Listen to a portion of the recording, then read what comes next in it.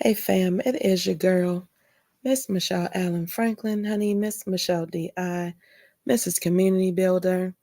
It is Juneteenth. Your girl has been working. I started a new job. It has been busy. I have been tired, but I wanted to come on and give you guys a good replay tonight. This replay is one of my favorites. It honors our fathers. It honors Juneteenth. And I tie in what is happening with our men that may be, or not even know that they are, suffering with some anxiety, and how it all plays a role together. And so, y'all know how your girl do. So, here we go.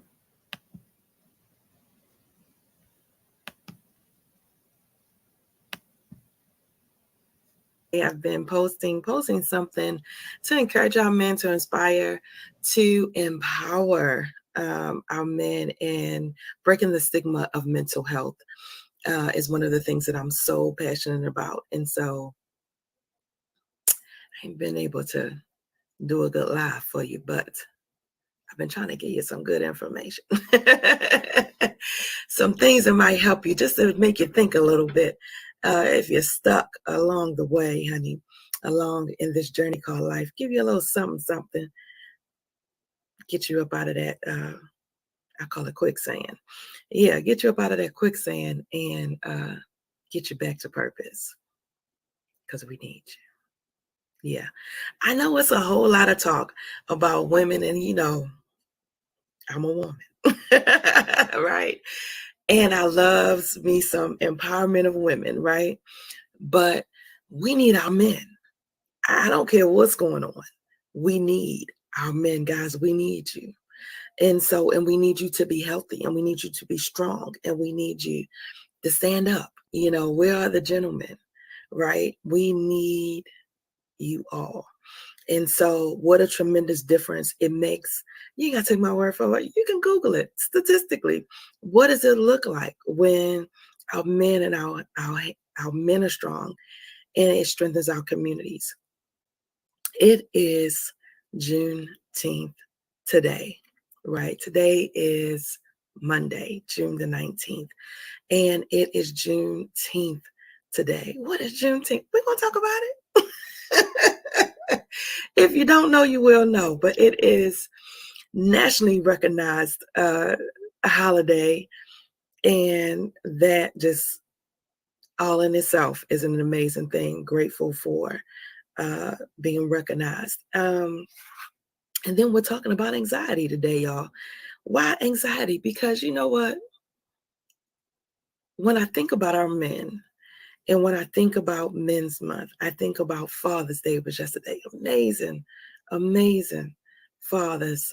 Um, Anxiety plays such a huge role, and it affects our men. And so I thought, I'm gonna tie it all together. Stay with me. I'm gonna tie it all together. It relates. I'm gonna tie it all together. So let's start with yesterday. Yesterday was Father's Day. Somebody, if you don't know, you will know. Keep watching. I don't care what you hear me talk about, because your girl is very transparent, and you might hear me saying some things about my father's, somebody else's father, somebody else's brother, uncle, cousin, whatever. But guess what? Your girl is a daddy's girl. Yes, I am. Always have been. I loves my father to the 10th power and then back again. Infinity and beyond, okay? I loves my father, and I'm grateful for him. I'm grateful for him. It is this place that I have had to come to of appreciation, right? Me, I was blessed with some amazing men in my life, and blessed with an amazing father. I'm going to just take a minute and talk about him. I'm going to tell you about him. His name is Larry Allen. He is a beautiful, beautiful spirit on this side of heaven. I thank God that he's still on this side of heaven. When I was little, My dad lives in Texas, right? I'm in Texas. My mom lived in Baltimore, Maryland. They divorced when I was about 2 years old. And my dad used to send for us, right? And so just take a minute and think about that thing. My dad is in Texas. We're in Baltimore. He didn't have to do it, right? Everything, it was over between him and mom. He didn't have to send for us. We've been a whole nother state, states away, right? I'm grateful because, in the city, when I think about it, that city life, it's a lot going on in the city, y'all. It's a lot the kids see, the young kids, very young age, the kids see, shouldn't really be seeing, or, that you're exposed to. And some kids, because they don't have anything else, they think that's all it is. There's nothing else for me. This is my life. This is what it is. Or, they don't have any hopes and dreams for anything more, because even when they see it on TV, that's not my reality. That's not, I can't achieve it. I can't attain it. I can't reach it. I can see it, but I don't see how I'm going to get there. Right. And to have another environment to come to. Right. In Texas, my family is big, very family oriented, very God fearing, God loving, just good, generous, faith filled, faith based people. You know what I mean? And you have this sense of family and a sense of togetherness, and, and then you add a little Jesus on that. Right? It's just a different exposure. You know what I mean? It's just different. And so it gave me two sides. You know what I mean? It gave me two lives. And so in Texas, when I would come to Texas, I could be a little spoiled, right? But in Baltimore, not so much. Not to say that I didn't get what I wanted, I needed, but it was just different,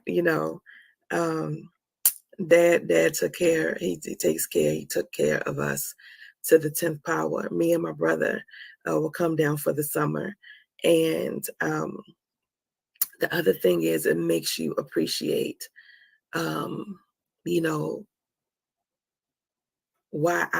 this is why I look at what I want in a husband, right? Is some qualities that I see in my dad. My dad is a provider to the 10th power, but his father was a provider to the 10th power. And so the boys that came out, providers, my uncles, providers, my cousins, providers, right? Protectors, right? And I spoke, like some people might be like, oh, Michelle, you just said, I know. I said, everybody not going to get everything right, right? Our parents don't get it all right. But for the things that they got right, yeah, protector. Protector to the 10th power. My cousins, my uncles, men, boy, y'all see those shows where guys come around? My dad always, who your family? Who your people? What's your name? What's your mama name? What you do? What? My uncle with a gun. Like, what's your name? Who is that family? Uncle Mike. What? Who? What you but? What you but? Don't get it twisted. Look, one time I was dating this guy. This is probably in the last 10 years. This ain't probably the last 10. It was in the last 10 years. I was dating this guy, and my car broke down. And this is the protectors in my family. So my car breaks down, and I needed some tires or whatever. And so my uncle takes me up to the shop to get my tires and stuff and everything. So the guy that I was talking to at the time, he was up the street. It's like, oh, my uncle lived right down the street. I'm right up the street from you. I'm gonna come down.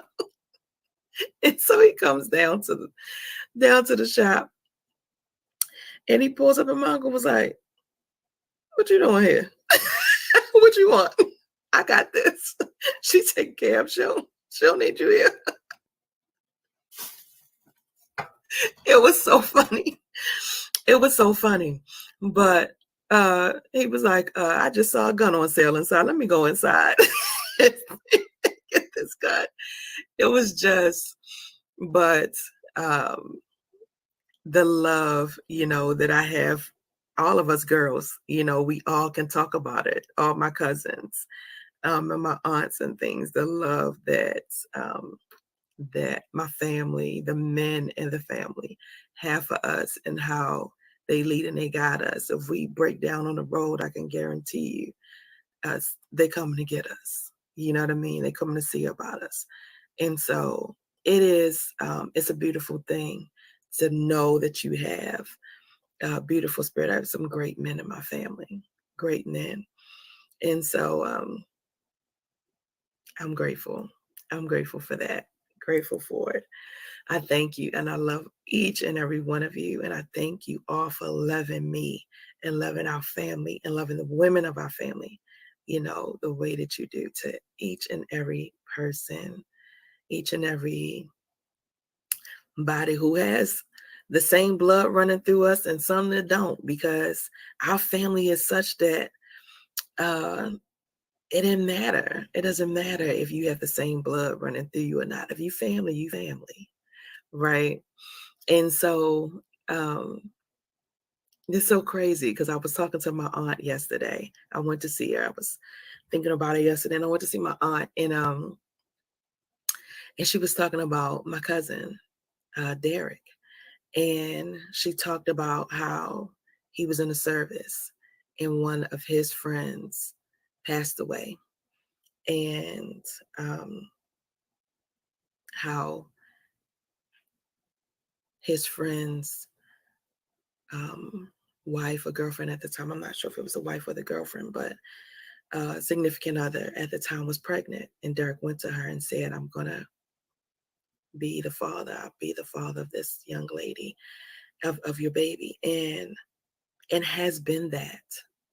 This girl is well grown, married with her own kids. And my aunt was just showing me pictures yesterday, and I thought, how amazing is that? You have, some people out there don't even want to take care of their own kids, right?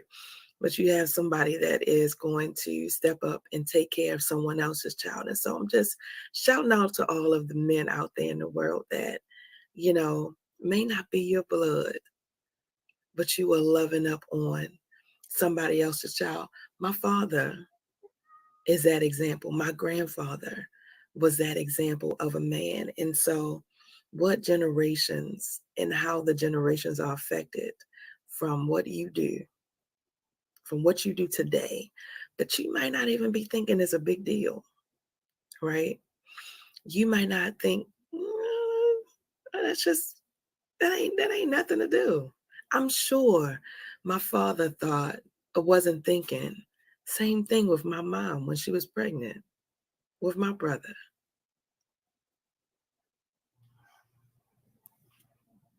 I'm sure. It wasn't like, that's my son. That's my son. It's a beautiful thing. It's a beautiful thing. And just the layers and everything that came with that. So, and again, being grateful for my father and giving us a place to come and a place to go. When my brother in that city life got too much, family life stress, the city thing got too much, guess what? My brother was able to come to Texas and is very successful, go to school, get his mind around, failed the 9th grade. But guess what? You will know it to this day. My brother is the smartest person that I know. I mean, the smartest, brilliant, amazing mind, right? What I'm saying to you is, what happens? Did he fail the ninth grade because he wasn't smart? No, he didn't fail. He failed because it was a lot of environmental things going on that was affecting him. And as kids, we don't know how to express those things, right? And so what happens when a man comes along? Yeah, there's enough to be grateful for. When you just really look at that thing, what happens? Are you that man in somebody else's life that is coming along to mentor, to guide, to lead, to love, to embrace, to say, hey, come on, let me show you the way. Take my hand and come on over here. It's a beautiful thing. It's a beautiful thing. So in that,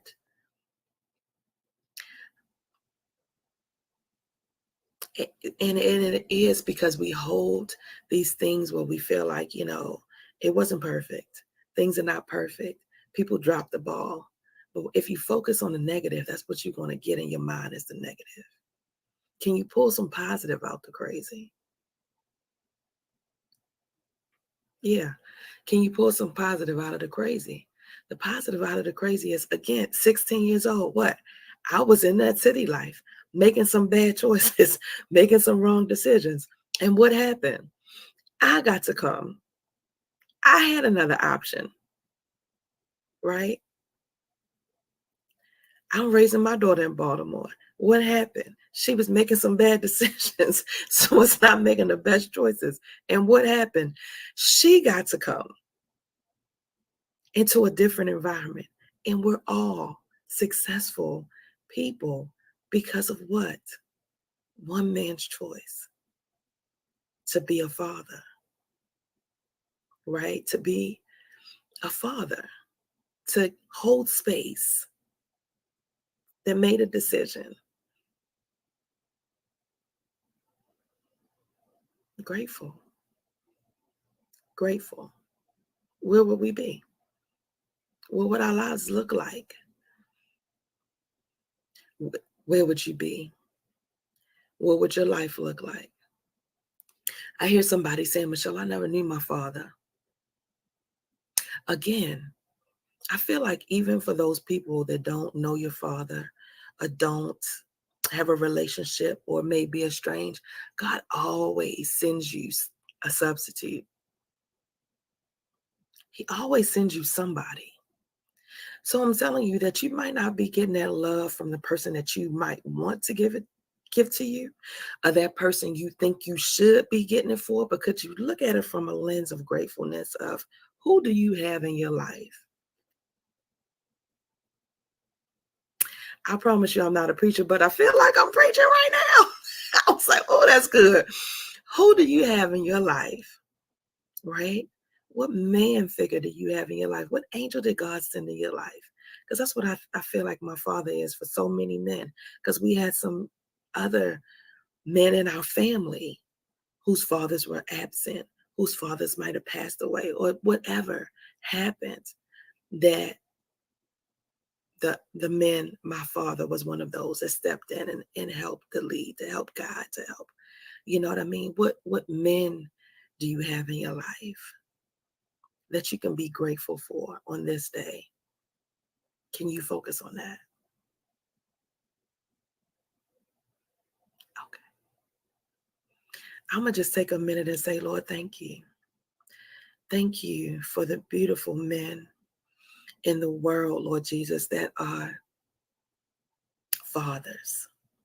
Fathers by blood and fathers by angelic divine intervention of yours, Lord. We give your name all the glory, all the honor, and all the praise, and we are grateful for all the lessons, the good, the bad, and the crazy, for all of it working together, for us to be who we are today. Lord, we give your name all the glory, all the honor, and all the praise. And we thank you. Yes, grateful. Thank you. And so, next, it is Monday, June the 19th. Again, it is Juneteenth, guys. Well, Juneteenth, Juneteenth. What is it? What is it? What is it? What is it? It's Juneteenth. Again, I didn't put my phone. Let me put my phone on silent. We live. Let me put it on do not disturb for a moment. Just a moment in time. Juneteenth. Okay. So again, every year, every summer, we got to come down. And growing up in Baltimore, if you're not in Texas, if you weren't in Texas before President Biden, you probably never heard of Juneteenth. A lot of people don't even know what Juneteenth is, right? Some people are like, what is it? What is it? What is it? We used to come down for the summer and come to Texas. Excuse me. And as a young girl, I've always, knew that there was a Juneteenth celebration. I didn't know what all it meant, but I knew it was huge in Texas, and it was something that was celebrated in Texas, and it was going to be like a big, beautiful thing, and it was going to be a parade, and it was going to be, this huge celebration, and everybody was happy, and it was just an air of pride and of love and just this spirit, and a freedom. And so, as I got older and found out what it was and what it is, I'm like, wow, this is amazing. And so, for those of y'all that don't know, let me go to the official, because I don't want to mess it up. Let me go to the official. So, Emancipation Proclamation, honey, let's go into a little bit of history. Emancipation Proclamation is, of course, when Abraham Lincoln freed the slaves, right? So everybody else in the world celebrating. So we know back in the day what? They didn't have phones, right? They didn't have FaceTime. They didn't have cars like that, right? So they are riding horses, what? To give them spread the news. They're going, you had to wait to get, and then it's spreading word of mouth, word of mouth. The slavery is over. Slaves are free. The slaves are free. So everybody is getting the word. All the colonies around the world got the word, right? Texas, one, we know it has been known as one of the most racist states in the United States, right?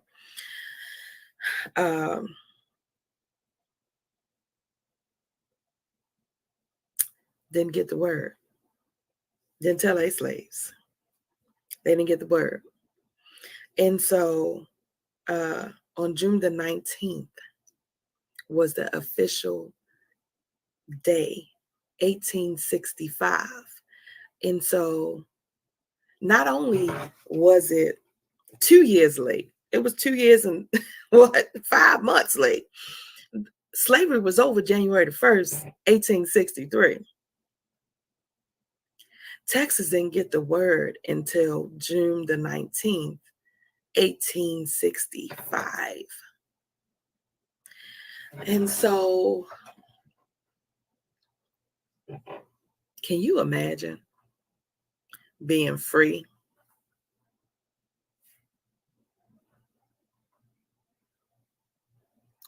But you still working as if you're locked up, or your life are acting as if you're still in bondage and in chains. This is what I think about when I think about it. I'm like, man, because that still happens today, right? We're free. But somewhere in our mind, somewhere, sometime in the physical, you're only going so far because these shackles got you bound.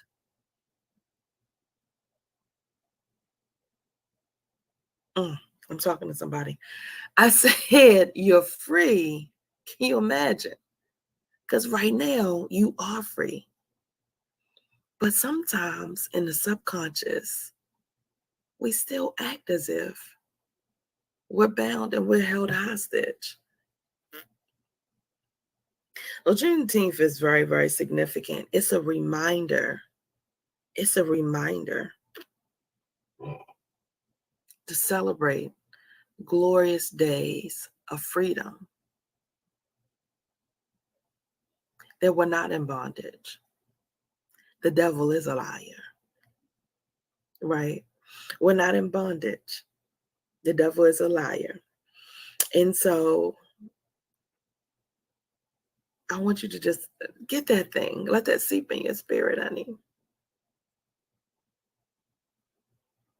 You're not bond. You're not in bondage. You're free. Okay. So this is Abraham Lincoln issued the Emancipation Proclamation, which declared that all slaves in Confederate territory, that means down south, honey, anything under the Mason-Dixon line, were to be set free. However, it took time for this news to reach all parts of the country, particularly areas under Confederate control. Is that right? It took time. I love how they word it. It took time, did it? It was on June the 19th, 1865, when Union Army General Gordon Granger arrived in Galveston, Texas, and issued the General Order Number 3, officially proclaiming the freedom of enslaved people in Texas. This event is known as Juneteenth, marked a significant milestone in the abolition of slavery in the United States. Juneteenth since has become a day of celebration and remembrance. It is a time to honor African American history and culture, commemorate the struggles and achievements of the African American community, and reflect on the ongoing fight for racial equality and social justice. Juneteenth celebrations often include community gatherings, parades, educational events, music, dance, and readings of the Emancipation Proclamation. In recent years, this is the beautiful part right here, there has been a growing movement to recognize Juneteenth as a national holiday in the United States. And on June the 17th, 2021, wow, how long did we take? It was officially declared a federal holiday. Look at God. Yes, federal holiday, known as Juneteenth, National Independence Day. Not taking anything away from the 4th. Don't do that. It ain't taking anything away.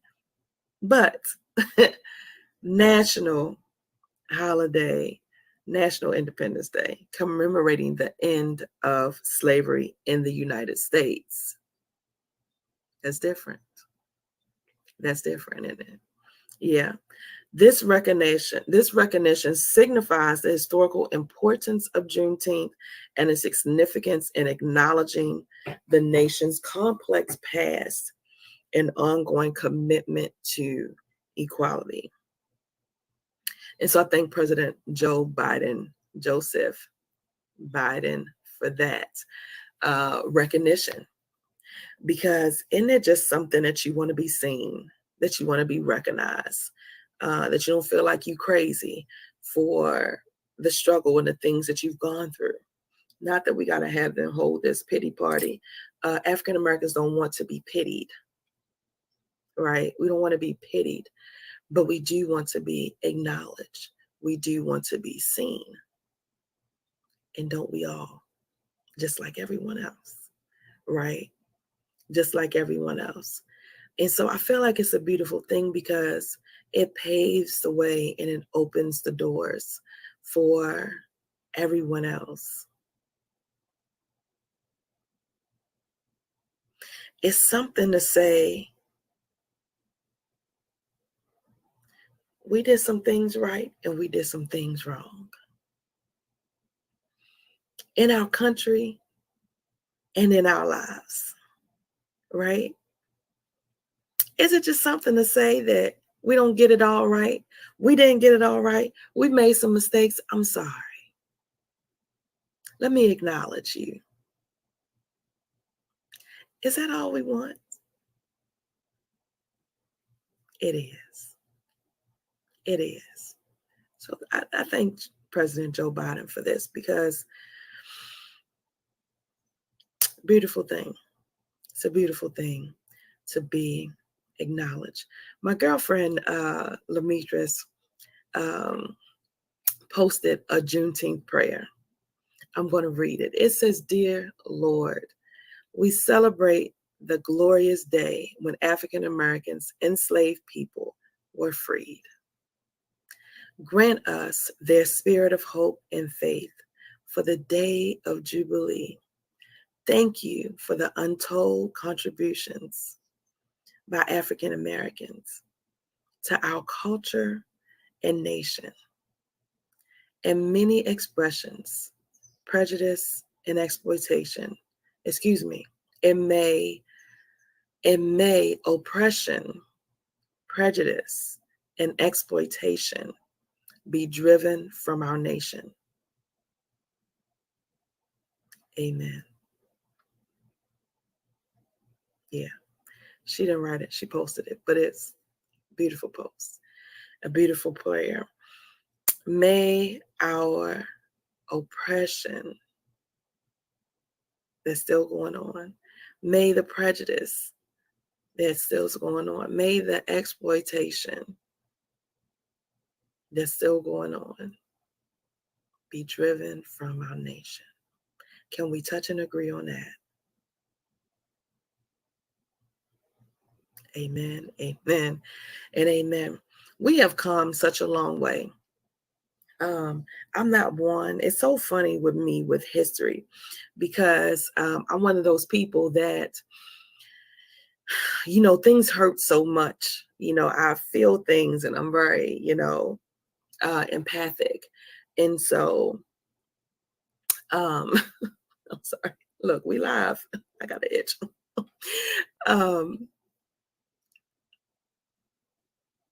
I'm very empathic. And so, I was one of those people that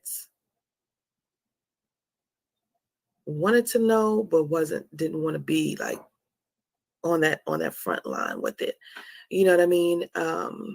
But would support the fight from the back, if that makes sense.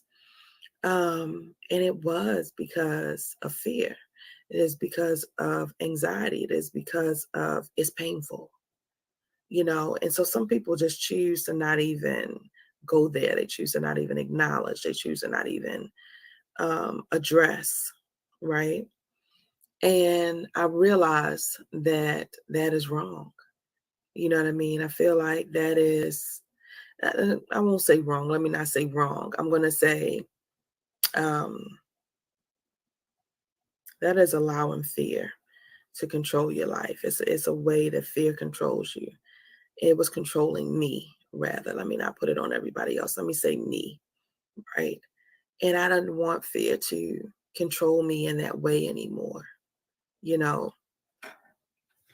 And so, just addressing and just looking at how, different things and different aspects of racism has affected my life. I always say, I thank God I'm living in this time, in that time of 1800s, not times of the early 1900s, the times of the civil rights movement before. You know what I mean? Like, that took such a special, courageous group of individuals, known and unknown. Faith, to be walking in something and so dark and to bring light into darkness. You think about your Harriet Tubmans of the world to bring light in such darkness, right? And to be so brave and to create a path and to be a path, to be a vessel, right? A whole nother layer. It's a whole nother layer. And so, in this place of gratefulness, of this African American celebrations day, day of celebrating African American history and heritage, I'm grateful for that. What I think about when I think about men and I think about everything and all that has happened and the anxiety and the fear that comes along with being a man and being an African American man in this country that has very strategically targeted you, right? Very strategically targeted you for generations, for you to be used in ways to break your spirit, to hold you back, to tear you down, to control you, very strategically for generations. Why wouldn't it be feasible that our men suffer from anxiety? Would that be far-fetched when you really think about that thing, that there's some anxiety there? Yeah, yeah, think about that thing. I'm just saying, all of the seen and unseen that our men go through. It's a different perspective, right? When you look at it from that angle, well, what do men have to be afraid of? What do you, well, that didn't affect you? Well, that, you don't know how. I'm not a man, and I'm just imagining. I don't know how it's processing in your body, in your spirit, what you've seen from your father, from your uncles, from your cousins, from your brothers. How different situations have affected your spirit, have affected your being, how the visual of my father's generation, my mother's generation, the people born in the 50s, that generation of people, they seen the uprising. They were teenagers when Martin Luther King was killed. They were teenagers when Malcolm was killed,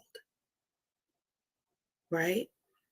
So you have this rise of pride, this rise of marching, this rise of stand up for yourself. And then it is this, no, get your ass back on your place. Get back in your place or we'll kill you for that. You trying to stand up for what? You trying to raise a nation? You trying to what? You'll get killed for that. They were teenagers. You might have been a teenager, or even as an adult, or maybe even a young child. You were born in that time frame. And some people are like, well, Michelle, it's just we way past that now. But again, I showed y'all the book the other day, The Body Keeps the Score, right? If you haven't acknowledged that thing, if you haven't dealt with it, if you haven't processed that in your mind, how did you feel about that as a young boy, as a young man coming up in this world to watch these great leaders that were fighting for you get gunned down? How did that make you feel?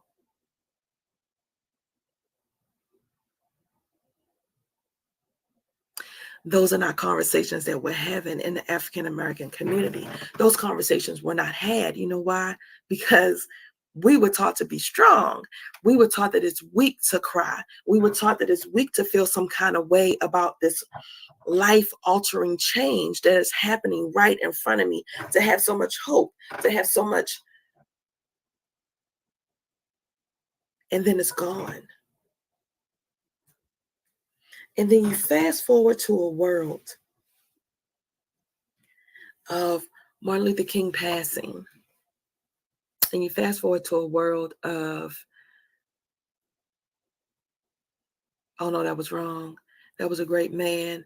Now this whole shift happens. Now all these freedoms come, but people are still in the South.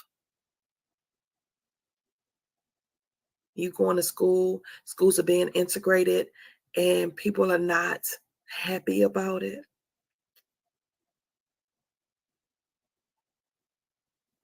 All the negative energy that entails, boys having to walk to school, boys getting killed. I can remember being here in Texas as a teenager, a young adult, as a teenager, and hearing about a boy walking.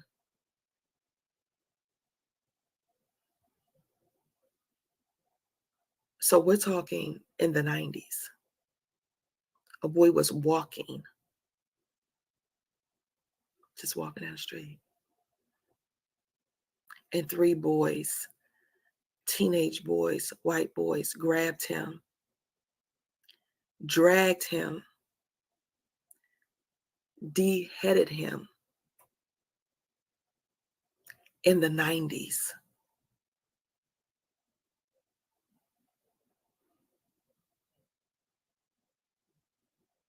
Just sit on that for a minute. How traumatic is that? Did I know him? No, I didn't. But did that lay something in me? Did it affect me in a way? It did. I think about it all the time.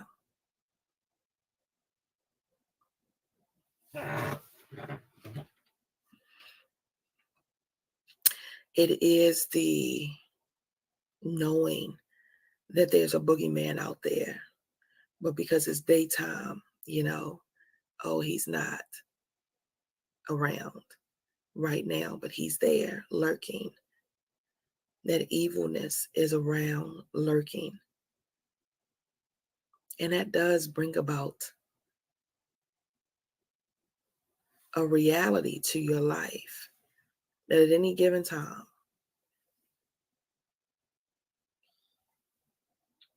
somebody can make a decision or make a choice at any given time. And I hear somebody saying, Michelle, that can happen. Yeah, it could. It could. None of it is right. None of it. But today we're talking about the prejudice, the oppression of a Black man, that he can't even just walk down the street. Trayvon Martin. You can't even just walk to the store. These things are real. What bring about some anxiety, right? In a Black man.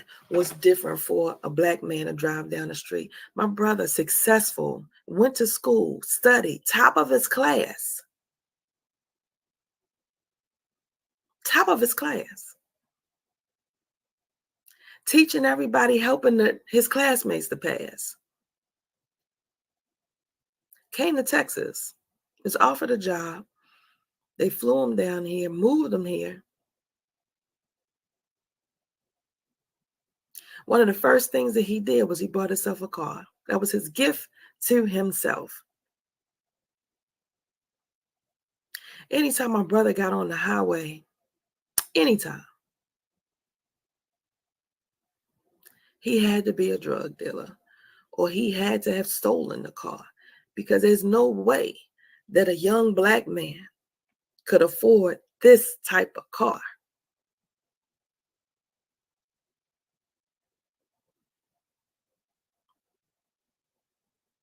Is that right?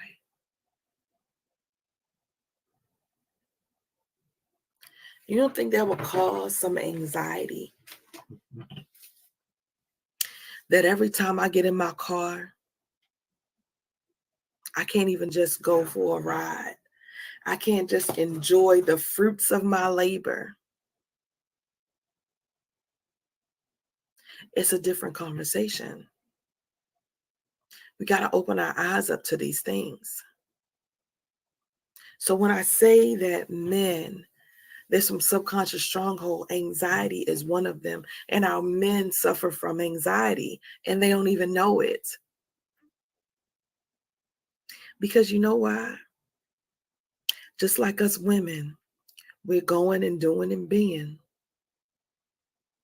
We're not processing it like, oh my gosh, something traumatic has happened to me. Oh my goodness, these things have happened. I've seen it. I see these visuals happening. I'm processing it like it might affect me, but I got to keep going anyway. It's doing something in your body. All these things that you're not acknowledging, guess what? They're still there.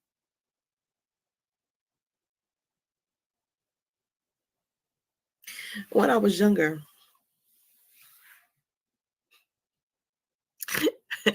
I'm snorting. I think about this now because I'm like, wow, I didn't see it back then. Look, when I was younger, this is after my divorce, right? I was dating this guy and I'm in Texas, right? I'm in Texas at that point. And I was dating this guy and the guy lived in Houston. And so I would drive, to see him. He would come and see me. I'd go see him, whatever. And so I'm driving to Houston. And so I, of course, like if I'm going out of town or something, I would just tell my dad. And I could not understand for the life of me. My dad always got an attitude. Every time I got ready to get on the highway, my dad would get an attitude, right? And I'm like, dang, why is he? Well, where are you going? Why you got it? What? All these questions, right? And I'm like, dang, dad, we just going. Like in my little young mind, right? I'm in my 20s. So in my little young mind, I had to be 20. I was dating him when I was 20 years old because I turned 21 dating him. So in my little young mind, I'm like, dang, dad, like I'm grown. Like what's going on here? And so my dad would all question me and stuff. And so I remember I stopped telling my dad when I would go because I'm like, dang, nobody got time for all that. I'm just going for the weekend. So then instead of telling him before I went, this was the first time I called him and I waited till I got there. And then I called him to say, hey, I'm in Houston, right? And so my dad said, you in Houston? I said, yeah. He said, when did you get down there? I said, I just got here. Mm-hmm. That's an Allen thing when they listen to the story. Mm-hmm. Right. And so my dad said, what you go to Houston for? Like, he I've been all these other times, right?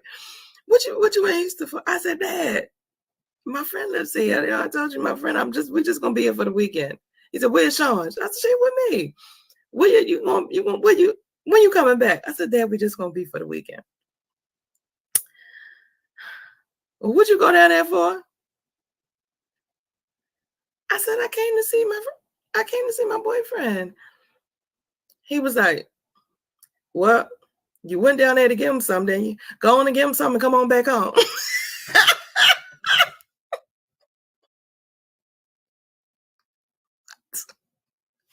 What? I mean, just anything will come out of my dad's mouth. I love him. I love my father. Oh my God, I love my father. He said, go on and give him something and come on back home.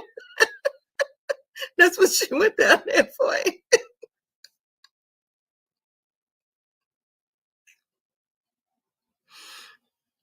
I said, Dad, we're going to be here for the weekend.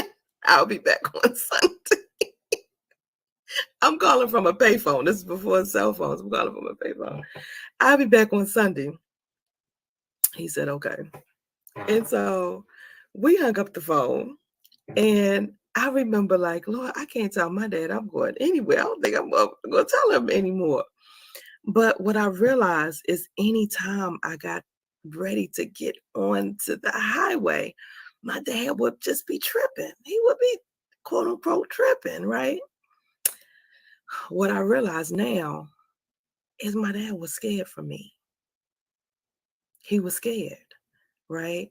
He was afraid something was going to happen. It was causing him anxiety for his baby girl to be on the highway. Anything could happen. I can see that now. I didn't see it back then in my little young mind. I was like, dang, Dad, you're tripping. Like, right? When Dad was asking the question, who are you? Who your people? What y'all? That was protection, right? One, he wanted to make sure I ain't messing with one of my cousins because there's hundreds of thousands of us down here, right? And at any given time, you surely could be talking to one of your cousins. That's a whole nother situation. But the other thing was protection. Who your people? I need to know if they good people because it's my baby girl, right? That's protection. You know what I mean? We don't look at it like that. And so it is the anxiety that you have and now. And so I'll put a penny in that too and say, when I was younger, my mom used to get in, I drive like this because my mom will get in the car in a heartbeat. And we'd be going. My stepfather would get in the car in a heartbeat. We would drive to Florida and drive to Virginia and go to the parks, to go to Kings Dominion and Hershey Park and Pennsylvania, all of the stuff, right? And so it wasn't nothing in my little mind to get in the car to drive. But my father exposed to the things that he was exposed to, maybe the things that he saw in the South was a little different. I even know that when we used to drive from Baltimore to Texas, it was you don't come through Mississippi in the dark. You don't come through, right? We had to, when it was light, make sure that you're coming through those, after you get past Atlanta, you make sure you're driving during the daytime. And that was what? Because of the stories. Those things are real, right? I was driving back from Atlanta. This probably has been, excuse me, I'm saying Atlanta, but I'm in Austin. I was driving from Austin about, well, it probably was about 7 or 8. So I'd say about 6 years ago. I'd say about 6 years ago. I was driving from Austin. And normally I would I would take the main highway, 31. I would take 80, the toll road, and hit Waco, hit 31, right? Those are all main highways. But I had to go to work. And so I'm in my little MapQuest, like the fastest route was to take this back way and it saved me about an hour. And so I was like, oh man, I'm gonna do this. And it took me through Palestine and this little back way or whatever. And so I'm driving. Marley sleep in the back. I'm driving. I said this is about 6 years ago. This is 2023. Okay. So I'm driving. I'm in some little back country town. You know what I mean? I don't even know exactly where I was at, right? I'm in some little backcountry town. There's some guys on big wheel, that really, really, those really, really big Hot Wheel like trucks, right? Those big, big trucks, the ones that you see on the car shows is running over other cars. It's like bouncing over them big, big tires. Because all I could see is the tires from my window, right? On the side is my window. And so I got to go to work. So I'm just trying to get home. So I'm like zooming past people and stuff, right? So I get to this little town and we're on a one-way street. As I get to the little town, I go through and I'm zipping past people. So I zip past these people. Next thing I know, two guys in this truck. Next thing I know, they're chasing me, laughing, all the stuff that you can picture in the craziest racist video they were doing. And so I'm like, what the hell is going on? I feel like I'm in the damn Twilight Zone.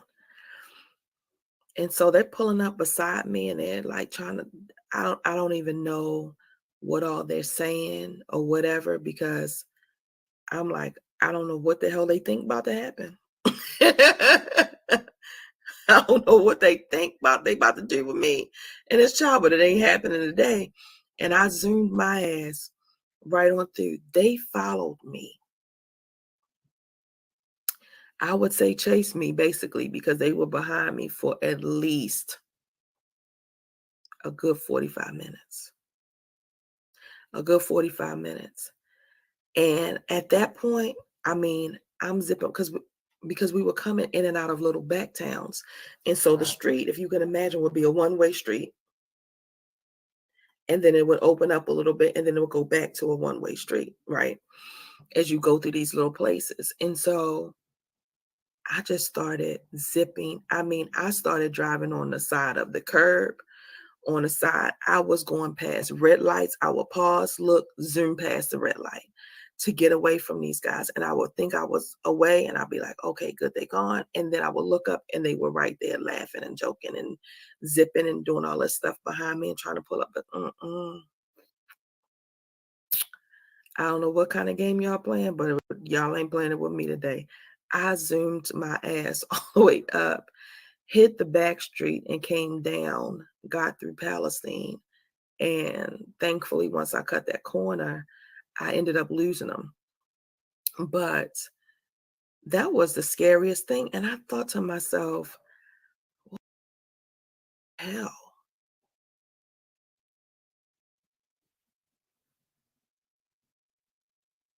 What?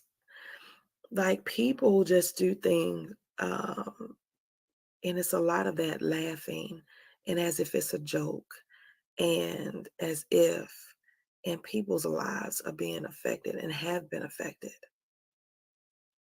Again, little things that cause anxiety. You think I'm going back through that little town to hit that back street? Baby, I don't care how long it's gonna take me. I'm gonna get on this main highway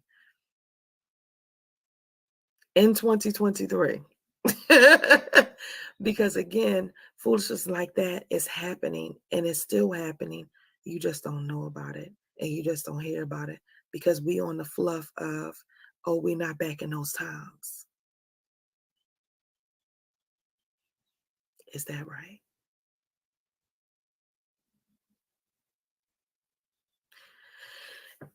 And so it is little situations and little things, again, that are happening in our community, that very genuine things that have happened in the past and have happened now, still to this day, on the job, um, you know, at home, you know, in the day-to-day, that people are encountering, that because you don't hear about it, people are still suffering. Just because you don't acknowledge it or you don't know about it doesn't mean it's not happening, right? I just want to put that penny on you. So for that, we're talking about anxiety. We're talking about anxiety today because there are so many men that are suffering from anxiety. Again, I didn't recognize what my dad was saying and the worry that was happening with him as anxiety, but guess what? It is. It is. When something is in you and it lasts, if you're worrying longer or more, and I'm going to do an anxiety test today so that you can see what your score is.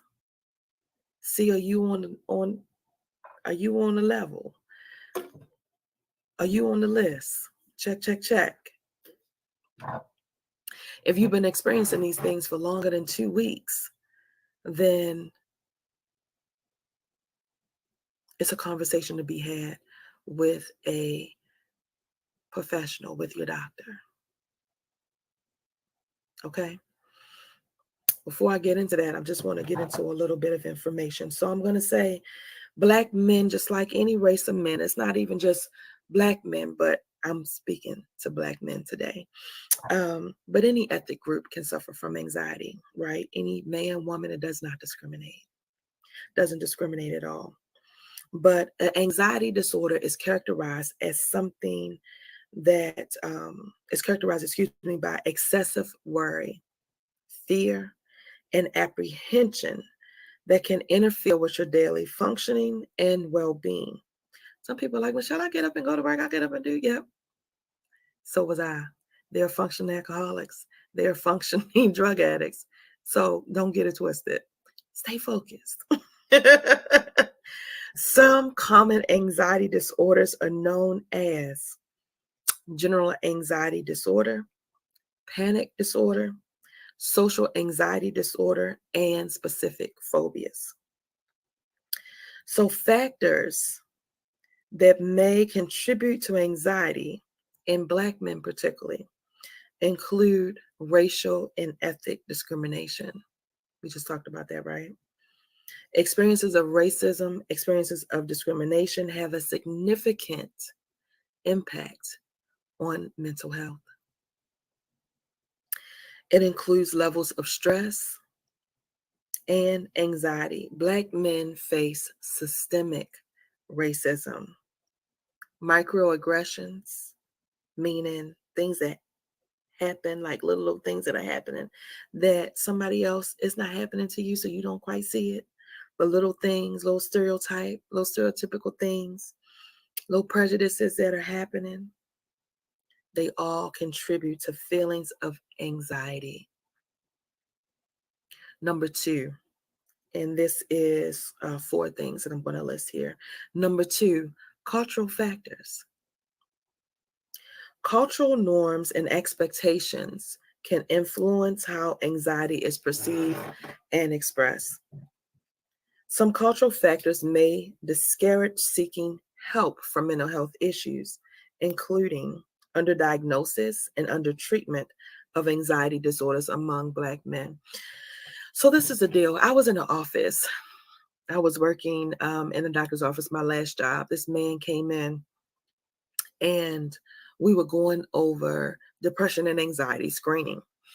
And the young nurse that was going in there at the time, she was a new nurse, and this man, he he would not allow her to. She said he won't answer the questions. And so I said, okay, it's okay, sweetie. I'll go in. I'll talk to him. It's fine. Don't worry about it. So just do all your other things you need to do, and I'll go in for that part. So I always consider it a blessing because God always uses me in this way. It is no matter what, because I was answering the phones at the time. I wasn't working in the hallways and bringing patients back and that whole thing. But it seemed like whenever there was somebody that came in with an issue with anxiety or depression, the Lord always put me in that space to divinely be, intervene with that person. And so here we are. So I go in, hey, Mr. So-and-so, how you doing today? And I'm talking to him and we're going and I said, doctor wants you to do this testing. We got to do this. So we got to answer these questions. And so I just go in and I'm talking and then I ask the questions. And so we're going down. And so one of the questions, I started in one of the questions, this is the depression screen, it wasn't the anxiety screen. The depression screen, I said, have you felt like a failure or like you let your family down? This man paused. He sat there, and the next thing I know, this man was bawling. He was bawling, and he said, they count on me for everything.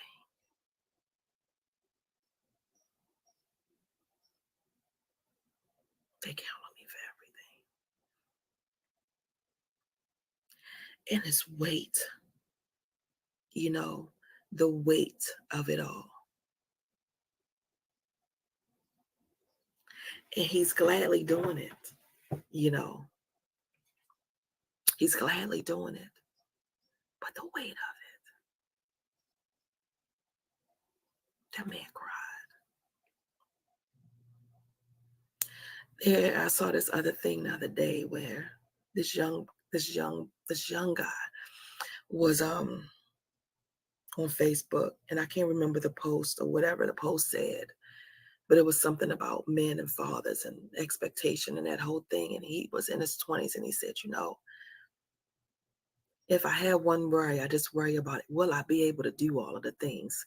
Will I be able to live up to my father? Will I be able to?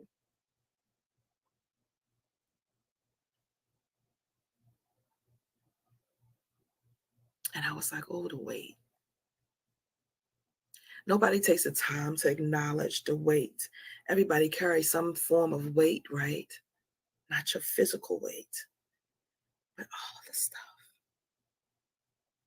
all the pressures that are so heavy on you for you to provide, for you to be the one, for you to continue and go on. The weight of it is heavy. It's heavy. And so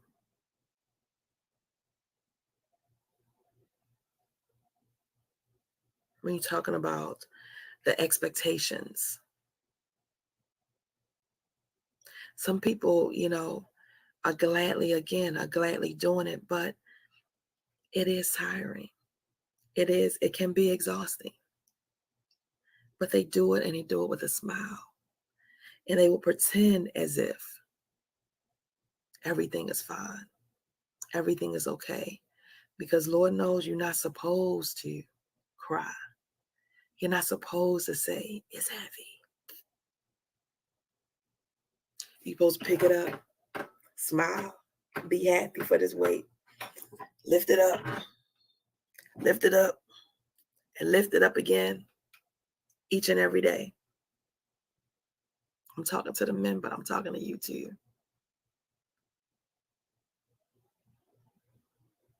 It's heavy. It's okay to say this is heavy. That's okay, right? It's okay to say, dang, I need some help. This is heavy. I'm gonna move on. Number 3, socioeconomic factors. Socioeconomic disparities and challenges such as limited access to quality health care, higher rates of poverty, unemployment, exposure to violence can contribute to anxiety among Black men. That city life that I was talking about earlier, the exposure to violence, the country life that I was talking about earlier, walking, seeing your friend, anybody hanging from a tree, knowing downtown Tyler was the hanging place, was the auction block. I'm visual. And yeah, right now it's pretty and it's trees down there. But how much blood are on those rocks, guys? How many people saw downtown Tyler in its original form?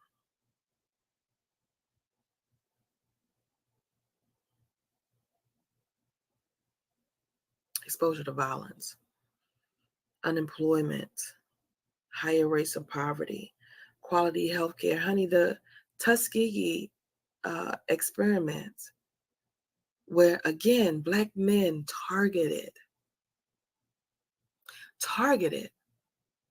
was told they were getting one thing and got another.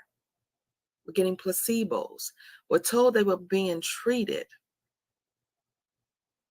and got placebos so that they can study and get information on the symptoms.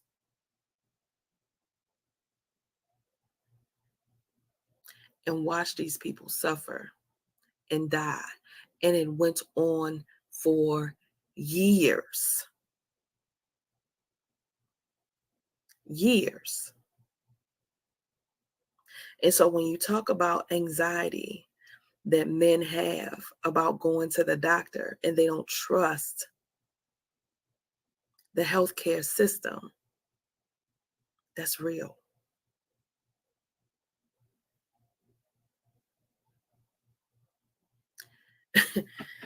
And you're like, Michelle, dang, that happened a long time ago. But yeah, if I was born, if I was alive when those things happened, which this generation of men were alive when those things were happening, then guess what? I remember when I heard about that. Oh, no, y'all. Now, I don't mess with them doctors like that. Nah, I ain't taking no pills. I don't know what's in those. Oh, no, we ain't.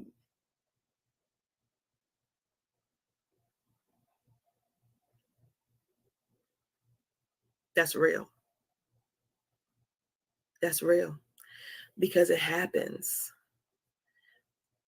Even to this day, African Americans, like their pain, they're automatically thought of as drug seekers, not genuine pain, because physicians are taught that Black people can hold and process pain and pressure better or more than other ethnicities.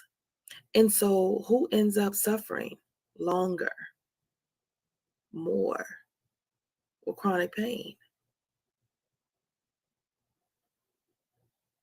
Google it. I ain't making nothing up. Google it. Chronic pain, African Americans.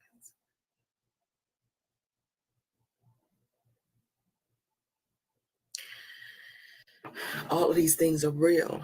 They will cause mistrust in the healthcare system, right? That is why Dr. Cushman was so significant in Tyler, Texas for the African American community, because not only he was a Canadian man, but he was a good, genuine, honest man, right? That came into and placed into an environment back in the 70s when people were not seeing Black people. The doctors, the physicians, they were not really taking care of African American families, right? That's real. Dr. Cushman just retired. Just retired. Yeah, 50 years. And so for the people that are like my dad, who is 60, and my uncles in the 60s and 70s, right? And my aunt, these people were around when you couldn't even trust, you couldn't even go. There was only a certain few that would even see you because of your skin color.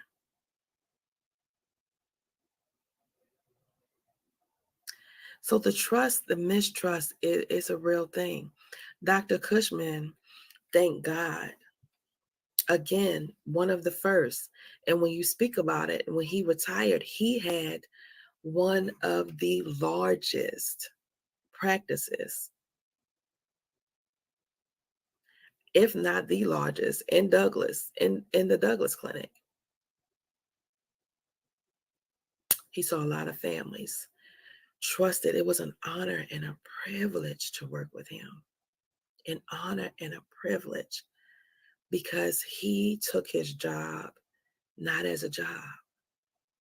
He took it as a privilege to serve.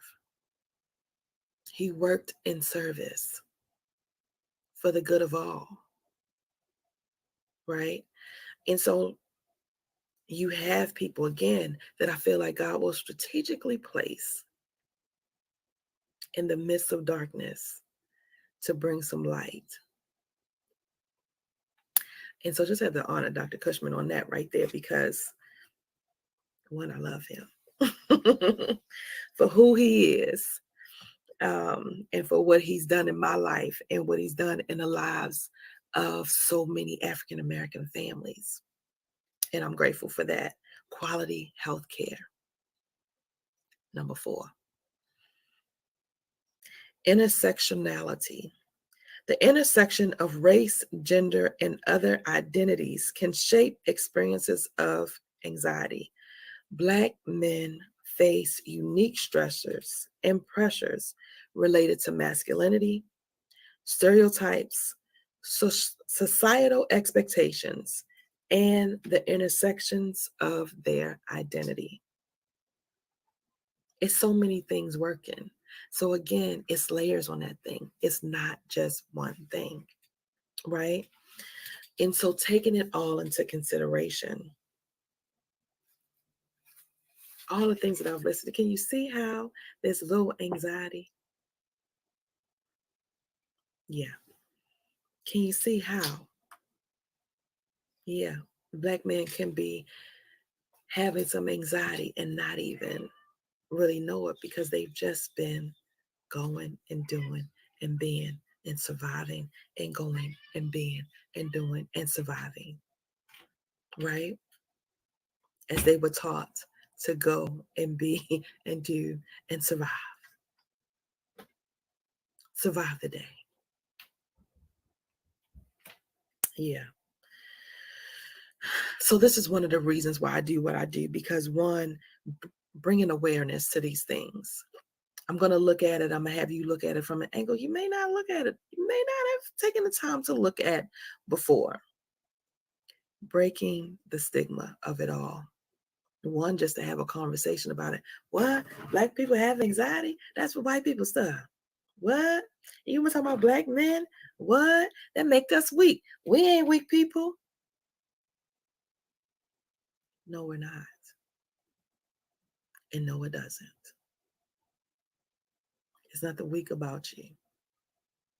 You've had some things that have happened in your life that have affected you. And it's okay to acknowledge that. And that's where we are with it. Acknowledging.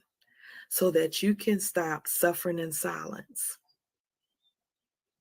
I have a friend, beautiful spirit, always giving, always working in church, going to work, working in church, going to work, working in church, paying for different things, looking out for the kids, doing community work, just going and going and going and giving and giving and giving. His mom and his father passed in the last few years. That man stay sick, stay with a cold, stay with something, stress, emotion of it all. Has he felt the thing? Has he felt the loss? Has he felt the grief? Have we dealt with the grief? Have we dealt with the loss? Have you dealt with the grief? Have you dealt with the loss? No, you just going because you're supposed to go. You got to go to work. I know. You got to provide for your family. I know. You got to pay these bills. I know. Mama want to go on a trip. I know. Your kids want this. I know.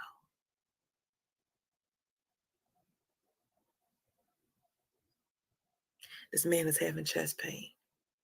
He don't know what it is. He done been to the doctor. His heart is fine.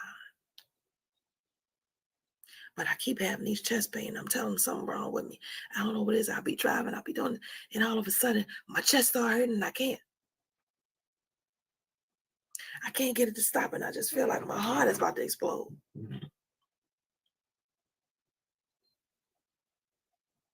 I said, you're having panic attacks. There's nothing wrong with your heart. The anniversary of Mama's death was coming up.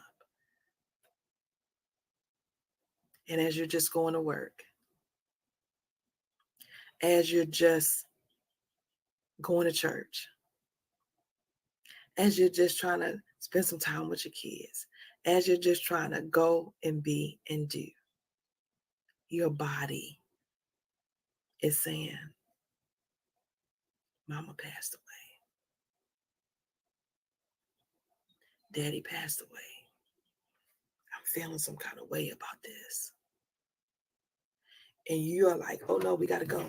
We got to do. We ain't got time to be dealing with that. We got to go. And your body is saying, Mama passed away. Daddy passed away. Remember that thing when we were little. Remember that. It hurts. And you're going, oh no. I gotta go. I gotta go to work. I gotta take care of it. Your body is gonna make you acknowledge at some point that's what's happening with the panic attacks, with the anxiety. Your body is saying, hey, something happened. You just gonna let that fly on by? You didn't see that? You don't remember that? Remember?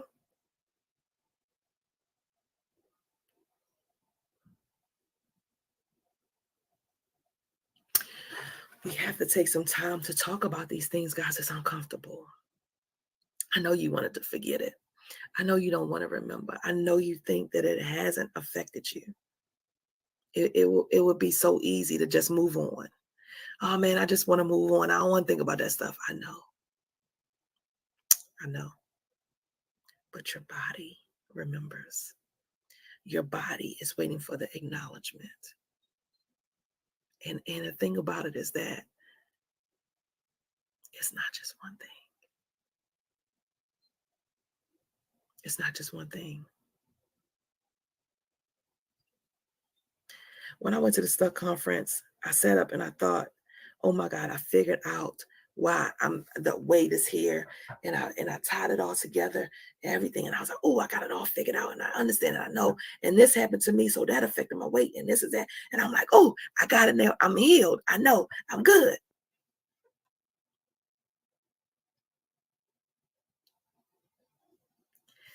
One thing I acknowledge. One, I got 35 things on the list. There are 35 things on the list. I acknowledge one, talking about I'm healed. I'm good. I'm ready.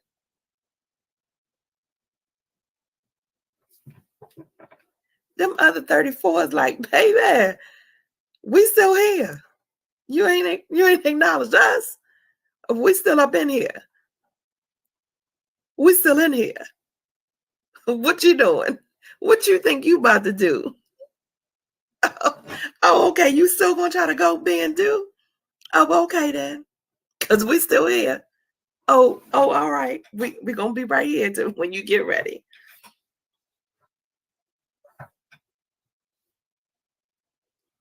And then the holiday come up, a birthday come up, an anniversary come up, a car that they used to drive, a scene comes on, a song that they used to sing. Something happens that reminds you, that triggers you. A smell, a taste, a sound. Your body remembers and you're triggered. And then next thing you know, you're having chest pains. You can't breathe.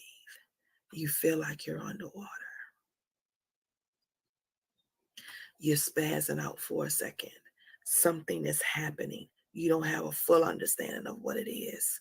Something is not right.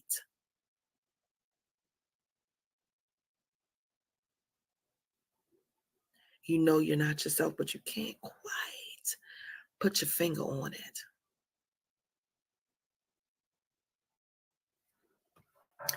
That's what it looks like. That's what it feels like, right?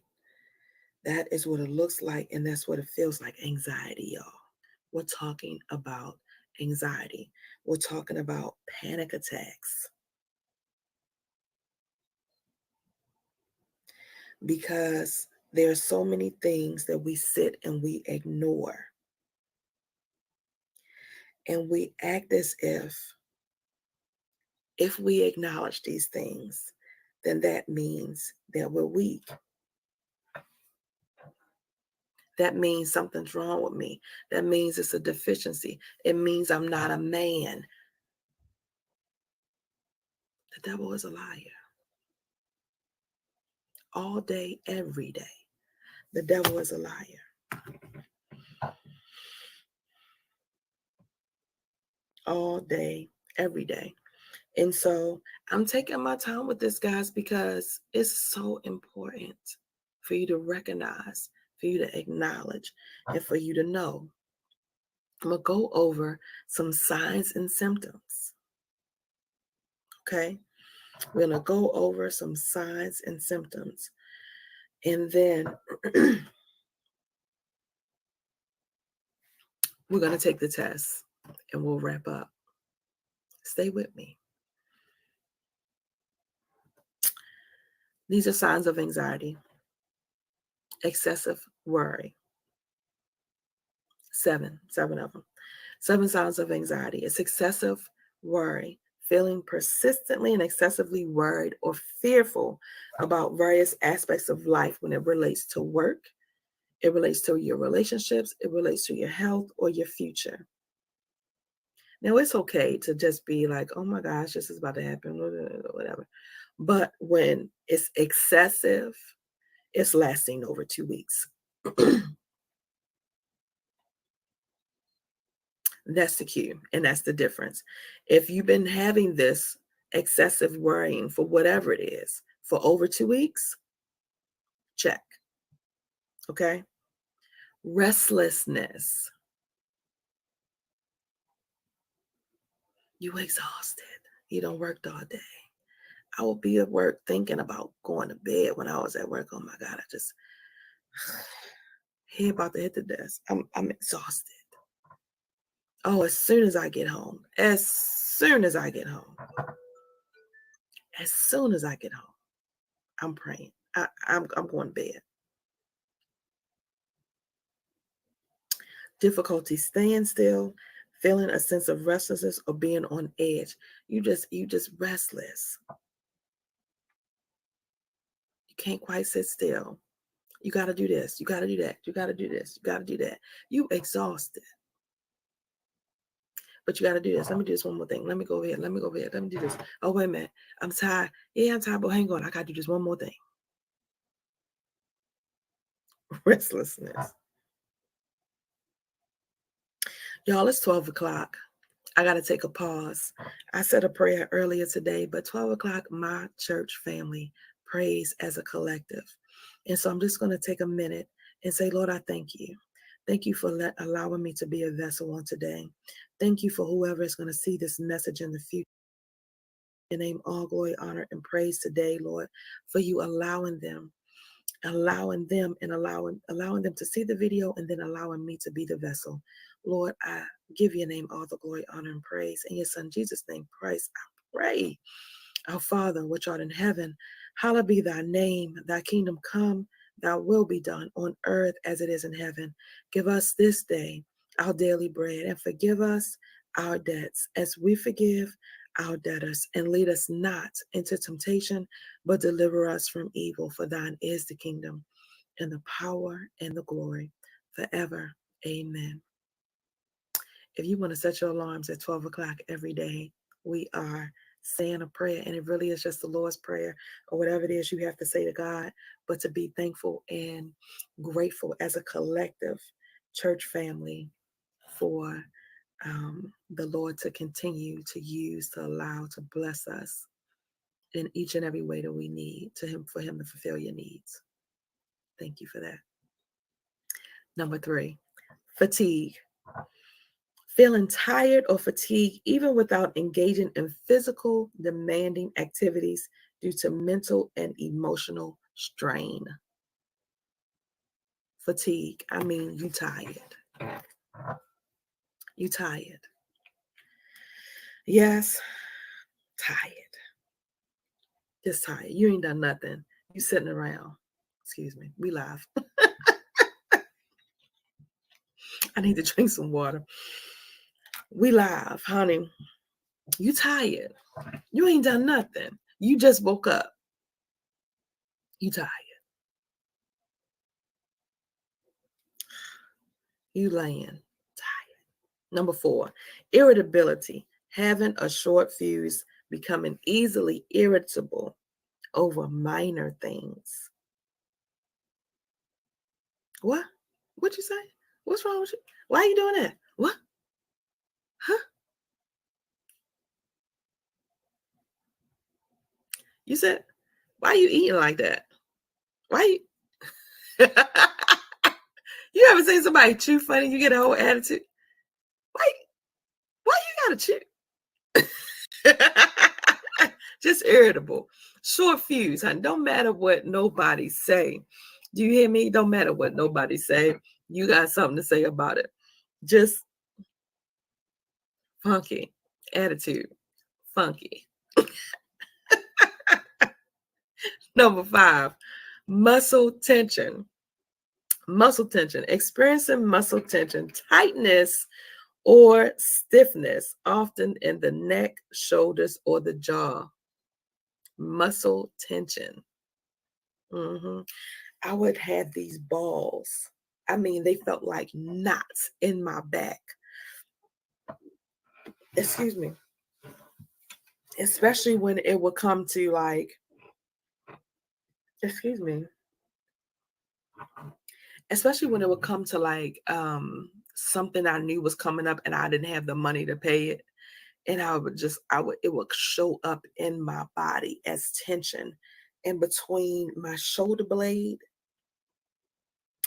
and not even at the top, like the back, my shoulder blade, and the tension and the tight and just the knots and balls that were in there, layers.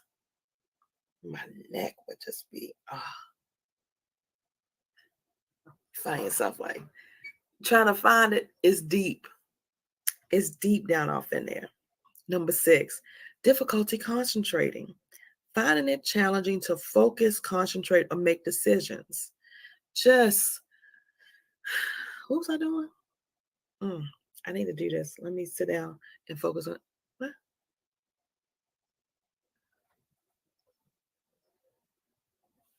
Yeah.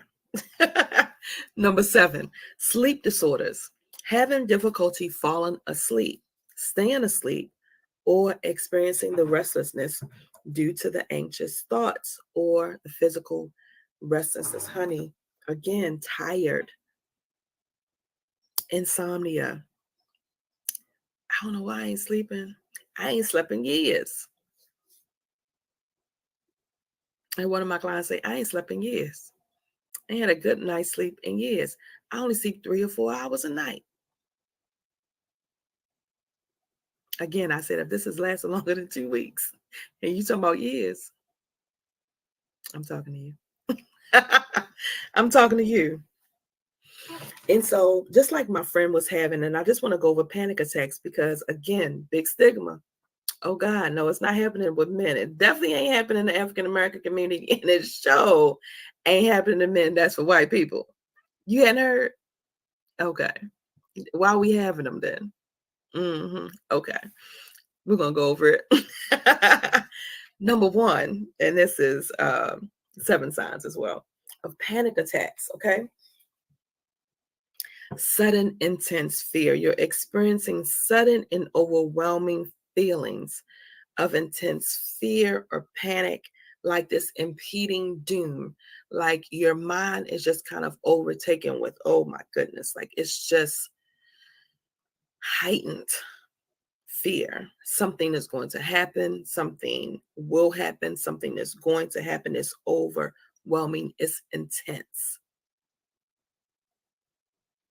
So I ain't never experienced nothing like that. Okay. It's 6 more signs. Number 2, heart palpitations. Feeling a rapid or pounding beating of your heart. Sensations of skipped beats or like your heart is racing. You ain't doing nothing. You hadn't done nothing. You might just be sitting. I'm just trying to stretch my back, y'all. I feel like, oh, look, I'm talking about the muscle tension. You haven't done anything, right? You haven't done anything. It literally is, again, this overwhelming feeling of your heart is coming out of your chest. Your heart is beating rapidly. You feel like you're about to have a heart attack. But you go get to the hospital, go check. You having these chest pains. Your heart is fine. But it feels like, right? Number 3, shortness of breath. Shortness of breath. Having difficulty breathing or feeling like you can't catch your breath or experiencing this choking feeling. The first time I had a panic attack, I felt like I could not breathe. I felt like, I don't know if you've ever been in a situation where you've been in a pool and you might have almost drowned, or, you walking and the water is like right here. The water is like right here on your neck. And you you get that feeling like, if I go down, it's like this feeling where your heart goes.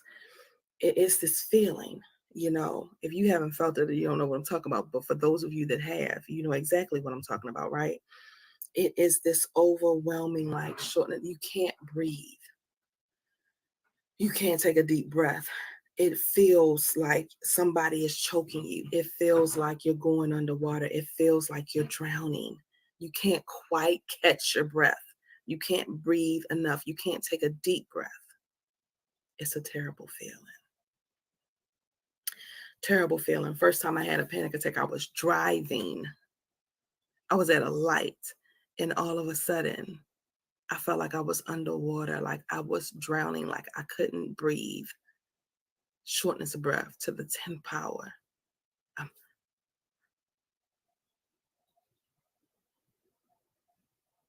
It's a terrible feeling. It's a terrible feeling. Shortness of breath. Number 5, chest discomfort. Feelings of chest pain, of chest tightness or discomfort, often accompanied by a sense of impending doom. Like, again, you just feel like something is about to happen. You feel like you're going to die. It's a terrible feeling. It's a terrible feeling. You don't know what is going on. Number 5, sweating. Breaking out into cold sweats, feeling clammy, or having excessive perspiration, just balls of sweat all over.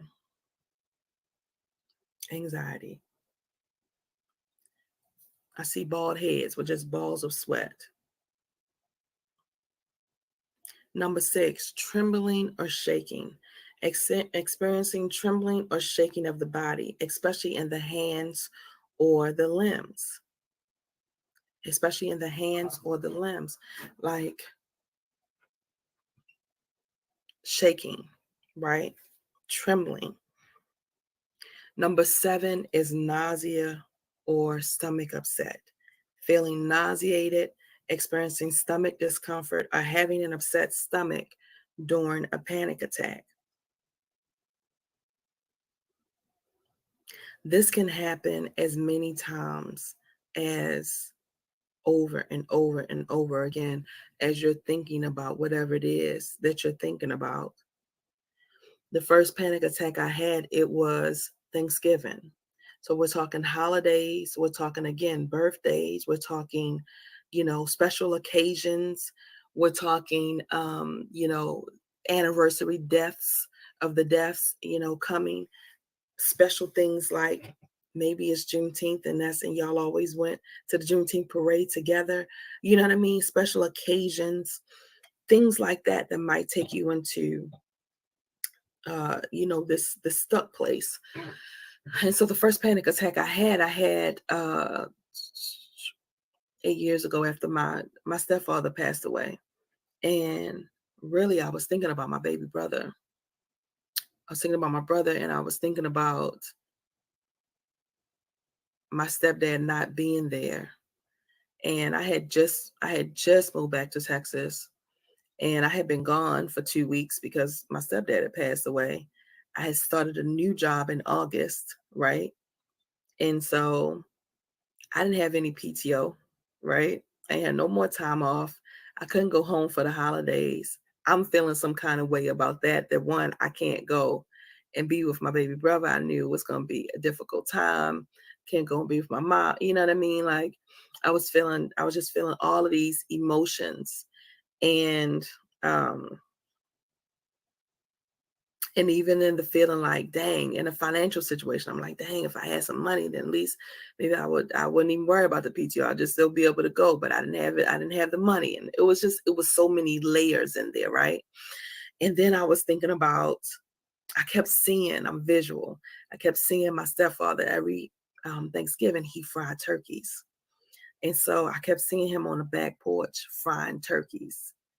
And I was like, dang, Dad ain't gonna be out there frying the turkeys anymore. And where's Silas gonna go? And what is he gonna do? Because of course, it was just this overwhelming feeling of helplessness in the situation of it all, right? And I didn't say it out loud, right? I wasn't talking about it. I didn't say it out loud to anybody, but I'm thinking as Thanksgiving week is coming, I'm thinking of all these things. And I'm feeling some kind of way about it. And so I just dropped baby girl off, and I'm driving, drop baby girl off, and I get to the light and I pull up, and then all of a sudden I feel like I'm underneath the water. I feel like this water is just coming up on me. I feel like I think too because I've almost drowned before. Lord, I can't get it out. I've almost drowned before, and I remember that feeling, you know. And so the trembling, the nauseated feeling, the sweating, you know, the chest pain, the chest discomfort. I remember driving. I called my cousin. She helped me get through it. And I get to my job. I had at least 7, 8 panic back to back to back to back. Every time I thought it was coming down, another one came. It would go away, another one came. It would go away, another one came until I got to the emergency room, of course, and they, gave me some medicine or whatever and checked my heart and all that stuff, and then realized it was anxiety, gave me the medicine and calmed me down. But I didn't know what in the world was going on. And again, if you can imagine all of these things happening, they're so vague. You're going to think that you're having a panic attack. I mean, excuse me, you're going to think that you're having a heart attack. You're going to think that you're dying. You're going to think, what in the world, right? It's a terrible feeling. But um, it's the best thing to, one, acknowledge and not pretend like nothing is going on. I suffered for so long because the the um the doctor in the emergency room, she told me that I was having situational depression, situational anxiety. And so I thought, oh, okay, this makes sense. It'll pass. I'm like, okay, it makes sense. It's the holidays. I got it. My dad, my big mama just passed. Okay, I got it. I'm sad. You know what I mean? It'll go away. All those symptoms, all those signs of anxiety, again, lasted way longer than 2 weeks. Way longer. So I'm saying that to say, don't suffer in silence. If you're experiencing these things, if you have experienced these things, if you do experience these things, and you go get checked out and your heart is fine, it doesn't make you weak. to say something is going on. It doesn't make you weak to say, hey, something significant in my life has happened and it's impacted me. I've had a significant loss and I miss my mom. I miss my dad. I miss my child. I miss what I thought my life was going to be. I miss.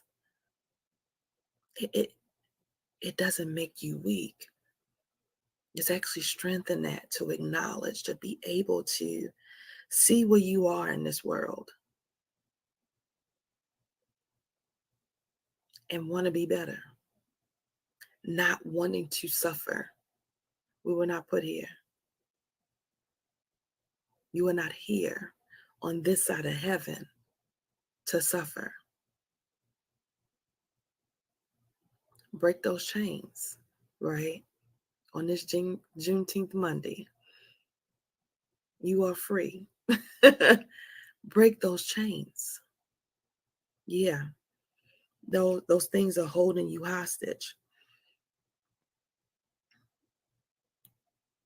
And so this is the thing too to understand and to note. This is very important to remember that experiencing occasional anxiety or even having a panic attack does not necessarily mean that you have an anxiety disorder, right?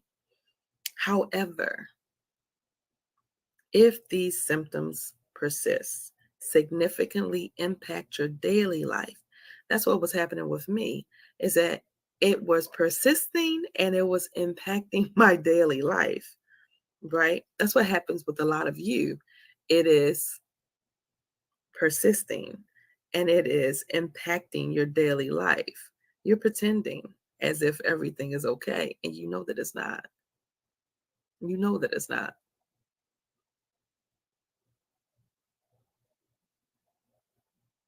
If it causes you significant distress, it is recommended to seek professional help from a mental health provider for accurate diagnosis.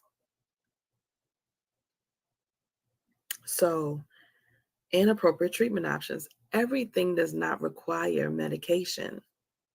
Let's just put a penny in it.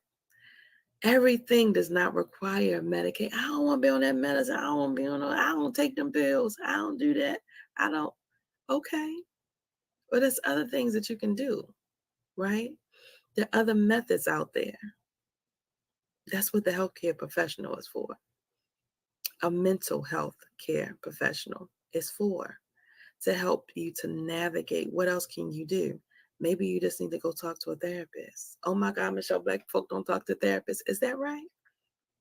Because I guarantee you, once you do, once you just break that stigma, and don't tell me you talked to a therapist and it didn't work. Yeah, 1 or 2 times that don't count.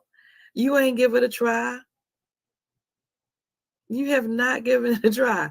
If it ain't been a whole 90 days, because it takes 90 days at least for something, for you to be doing something for 90 days in order for you to see significant change. If it ain't been 90 days, if you haven't been doing it or trying it for 90 days, guess what? Mm-mm, mm-mm. And with therapy, at least minimum 6 months to a year. Mm-hmm. Yeah, because what? You're only going once a month, or you're only going once every 2 weeks. Everything that's gonna happen to you. How long you been here? How how long have you been here? Okay. What did I say about those 35 things on the list? So you just think that you went to therapy twice and you want to unpack all the whole 35 things in 2 sessions. It ain't work. Is that right?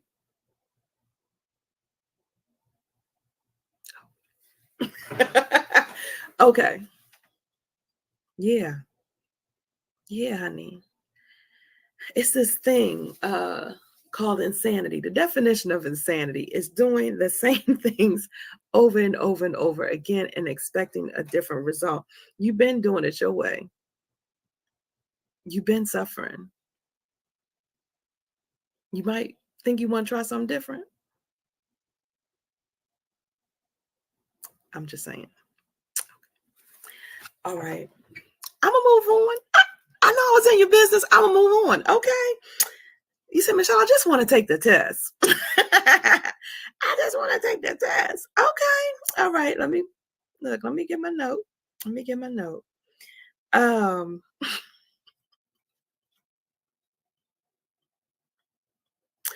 I pray and I hope that this has helped somebody, because again, it is just one of those things. I know it's not comfortable. It's not a comfortable conversation. It's not a comfortable thing to acknowledge, right? Because again, you have to shift on how you're thinking about that thing in your mind. Again, what is weakness and what is not. When I first started even talking about, what I was going through, I was talking to a very good friend of mine, and he said, Michelle, that's weak. He said, you what? You going to it? What? That's weak. And I remember, boy, it was almost like he punched me in my chest. I was like, oh my God. And I got embarrassed. And I felt shame. And I was like, dang, am I weak?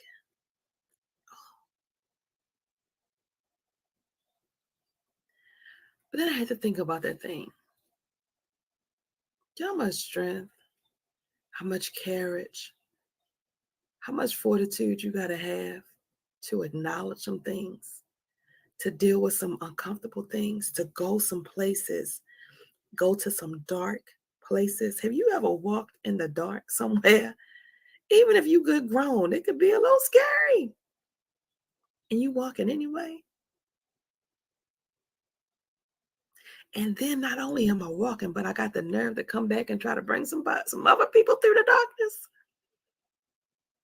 Baby, ain't nothing weak about me. Ain't nothing weak about you. Right? You've just gone through some things that you need to acknowledge. That's it. That you need to take care of. That's it. That's it. Yeah. Just like that. Baby, I know I'm a conqueror in this world. When you get to a place where you don't need anybody to co-sign, you don't need validation for your purpose in your life. See, I think that was the thing back in it. I was looking for validation. I was looking for, some support. But if nobody gives you the support and you know that's what your purpose is, you know what you're supposed to be doing, it doesn't matter. Because guess what? I'm in operation. You're in operation, honey. We are soldiers in the army with the commander of one. The commander is watching. The commander gives me my marching orders. I don't need validation from nobody else.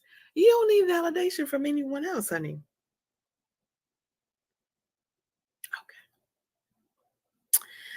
All right, let's get to these questions. Let me get you take your test, honey. Let me get you take your test. This is called anxiety screening. Very simple, 7 questions. Anxiety screening. And this is, again, I'm not a mental health professional. I'm not a therapist. I'm not a licensed, let me say it like that. I'm not a licensed mental health therapist, psychologist, psychiatrist, none of it. But what I am is I'm very passionate about educating people on their mental health, for people to know where they are. Because if you don't know where you are, how can you fix it? How can you treat it? If you don't know that something is going on, you don't know something is quote unquote wrong. Not that anything is wrong with you, but if something is wrong, right, quote unquote, how will you fix it? So again, we have to acknowledge that thing. I didn't know I was suffering as much as I didn't know it was that bad, because I had been going and being and doing for so long, my whole life. That's normal. I didn't know that these things that had happened to me in my childhood were traumatic things, because we're not taught that. We're taught, what? You better go on. You come on. Yeah, you stomped your foot. I know it hurt, but keep walking. You can't even deal with, yeah, we know your toe hurting, but keep walking. Get up and keep going. And then there's a sense of pride that you can get up and go so far, that you can get up and go and do so much. Then so it's almost like it's this pride in the suffering. Oh, that makes me strong because I've suffered so. It's not necessary. You're amazing regardless. You don't have to suffer. You don't have to continue to suffer. That's all I'm saying. Get you a pen or a pencil because you're gonna need it. We're gonna just talk about the last 2 weeks is what I want you to think of. Just the last 2 weeks, okay? Now we're gonna score this from 0, 1, 2, or 3. I'm gonna ask you 7 questions and you want to score 0, 1, 2, or 3. All right? For each question. 0 is not at all. 1 is several days. 2 is more than half the days. And 3 is nearly every day. Again, we're testing for anxiety. And this is if you have felt this way for the last 2 weeks. Over the last 2 weeks, how often have you been bothered by the following problems? Number 1, feeling nervous, anxious, or on edge. In the last 2 weeks and over, have you felt nervous, anxious, or on edge? 0 is not at all. 1 is several days. 2 is more than half the days. 3 is nearly every day. Feeling nervous, anxious, or on edge. Number 2, not being able to stop or control worrying. Not being able to stop or control worrying. 0, not at all. 1, several days. 2, more than half the days. 3, nearly every day. Number 3, worrying too much about different things. Are you worrying too much about different things? 0 is not at all. 1 is several days. 2 is more than half the days. 3 is nearly every day. Number 4, trouble relaxing. Have you had trouble relaxing? 0, not at all. 1, several days. 2, more than half the days. 3, nearly every day. Number 5, being so restless that it's hard to sit still. In the last 2 weeks, longer than 2 weeks, have you been feeling restless and like it's hard to sit still? 0 is not at all. 1 is several days. 2 is more than half the days. 3 is nearly every day. Number 5. Child, I can't count today. Number 6. Being easily annoyed or irritable. Being easily annoyed or irritable. 0 is not at all. 1 is several days. 2 is more than half the days.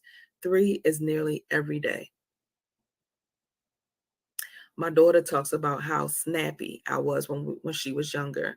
How I would pop her at psh, psh, psh. Stop doing that. Psh, stop doing stop. Fussing all the time. Very irritable, right? I could just imagine. I'm in nursing school. I'm worried about the money. I'm worried about how I'm going to pay for stuff. I'm worried about this. I'm worried about that. High anxiety. Did I realize at the time that my anxiety was high? Not at all. Did I realize at the time that I was snapping at my daughter for every little tiny thing in her mind she felt like? Not at all. But as a result of that, today, in her adult age, I had to go back and apologize.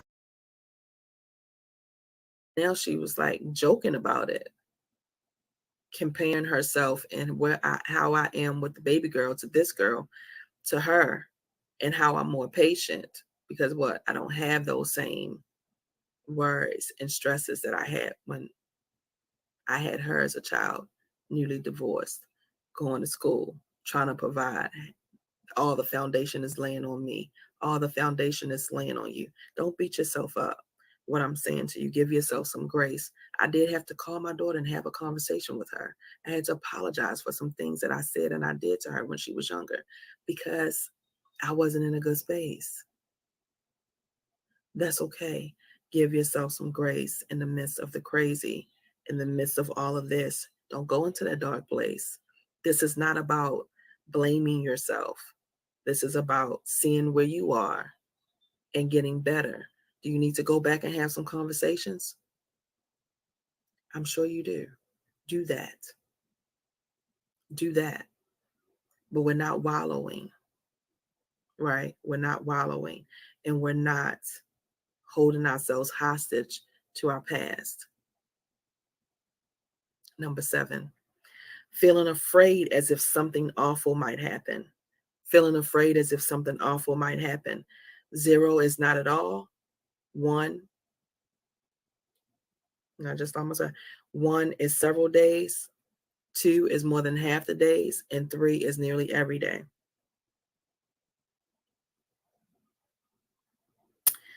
Now, what I want you to do is total all of that, the 7 questions.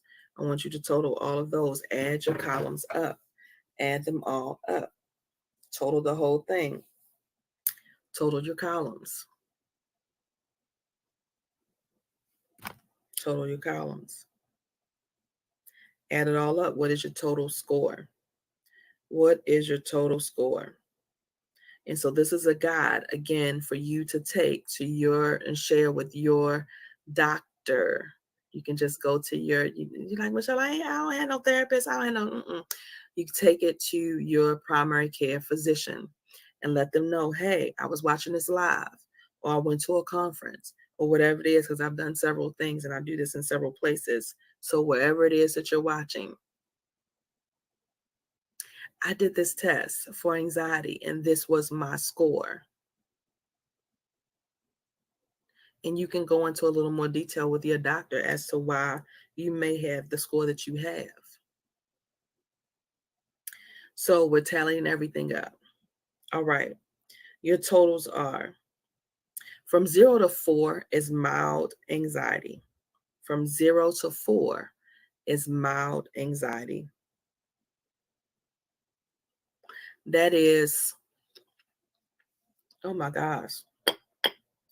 I'm so sorry.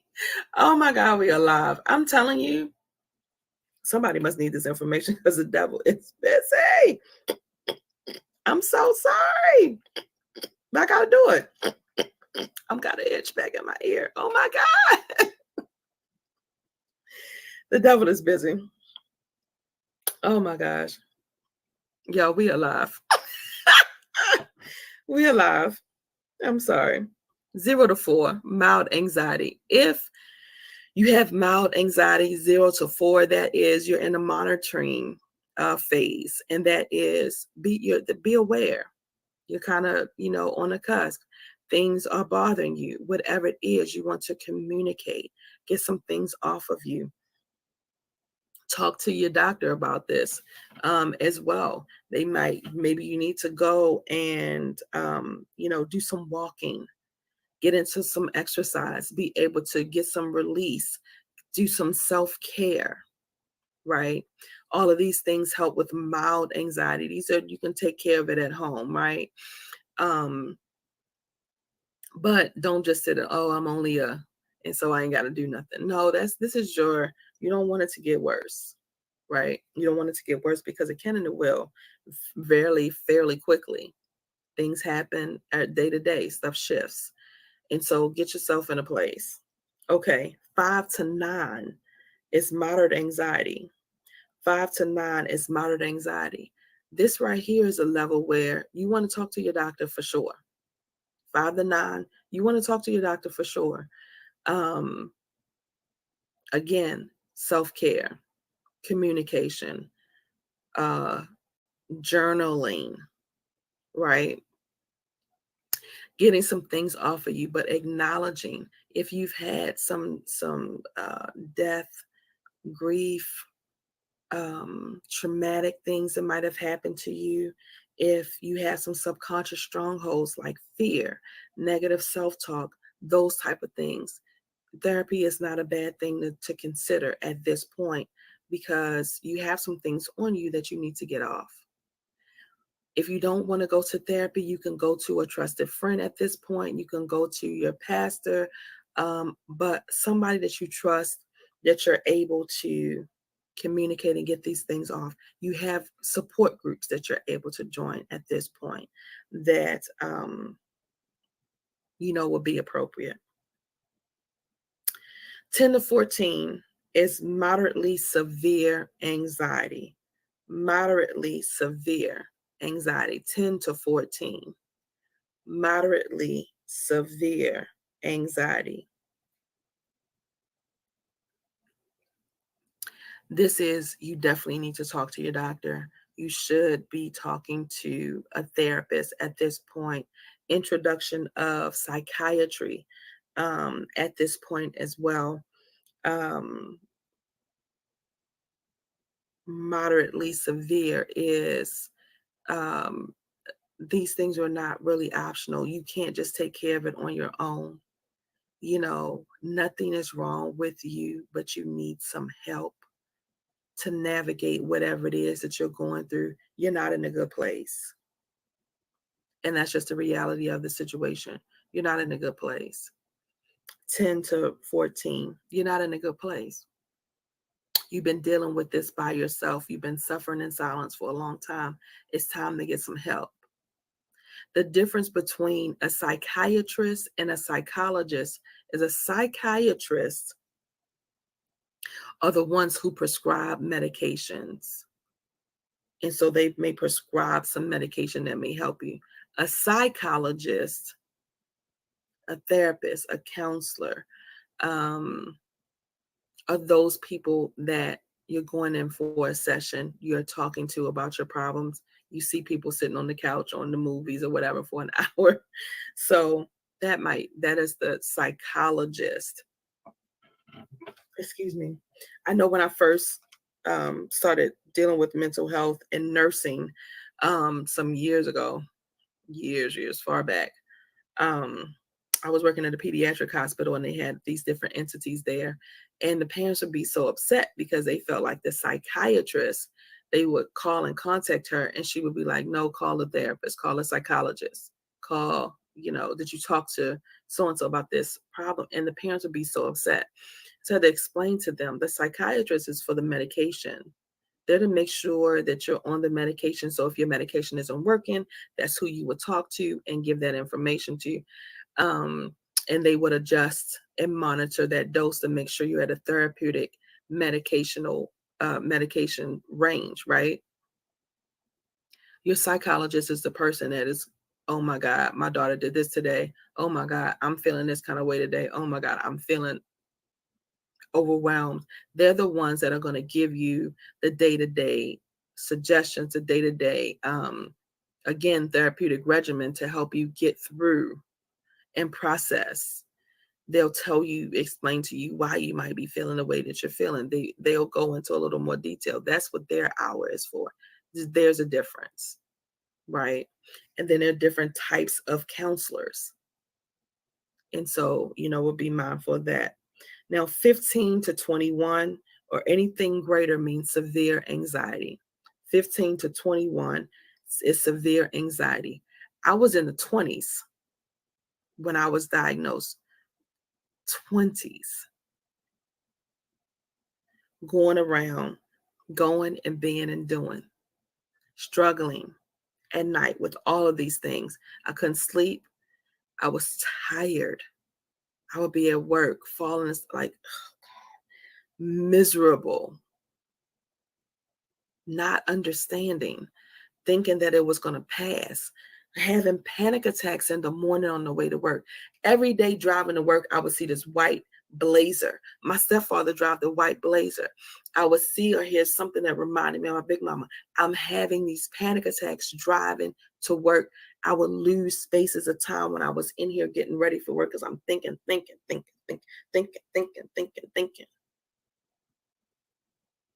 Worrying about all of the stuff, worrying, just thinking. Can't shut it off. I can't shut it off. I got this, I got this, I got this, I got this. What about this and this and this? What about this and this and this? And it's crazy because when I think about it and I'm explaining this, and every time I'm thinking, dang, I haven't been like this my whole life. So why is this happening now? Like, what is going on? This is happening now. Well, again, just even like with my dad, right? The anxiety has always been there. It's always been this little, you worrying about stuff, but you're pushing past, you're going. But when something has happened in your life, very significant, there's been a life-altering change, somebody passed away, your job is different, you, you get fired, you have a divorce, you separate, something happens to one of your children, you know that something life-altering has happened to you, and then you're trying to go on as if nothing has happened. Guess what? The volume turns up. The anxiety turns up. The depression turns up. I've always had these moments of sadness. I've always had these moments of worry. But you're pressing on, you're pressing on, you're pressing on. But something significant happened. Significant things happened. My big mama and my dad passed away. Two very significant people. The volume turned up.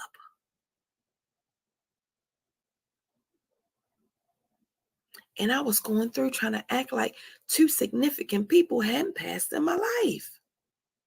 Yeah, we have people that pass away, but two significant people, your mom, your dad, your sister, your brother, your children, something has happened. You lost your job. I had to go through this adjustment myself. I haven't worked a full-time job since November. I'm 40, at 45 years old, I'm 46 now, but at 45 years old, I'm trying to process, is something wrong with me? What is going on with me? Oh my God, I'm 45 and I've never not had a job. Like,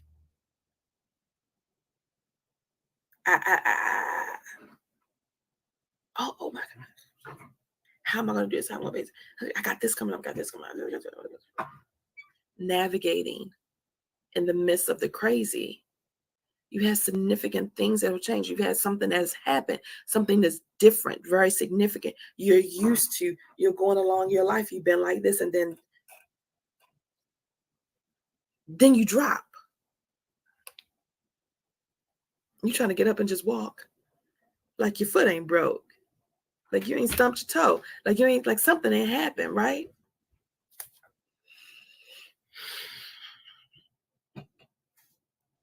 And so again, if these numbers, you've taken this test and these numbers have shown significant anxiety, please stop suffering. It's not a coincidence. God is not a just because God. He does not give us information and bring people to us just because. I don't know when you're going to be watching this. I don't know if it'll be years from now and I'm long gone, but I am going to beg of you and I'm going to let you know the name that God has given me, Michelle D.I., for divine intervention is because I just noticed as I've gone about life, in the midst of my crazy, God always sent me something. He always sent me someone. He always sent me somebody. He always worked it out. Something. He always sent me a sign. He always sent me a message, be it from people that I knew or people that I didn't know online. It was a divine intervention. And so I pray that this for you today, that you take it in the spirit that is given as a divine intervention in your life and you stop suffering because you don't have to. I know this old nagging subconscious thing in you is this unworthiness sometimes. I got a video on that too. I'm doing a video on that too, unworthiness, right? That's in you because subconsciously we'll suffer because somewhere in there we think that we deserve to suffer because of the decisions we made in our past, because of something that we've done.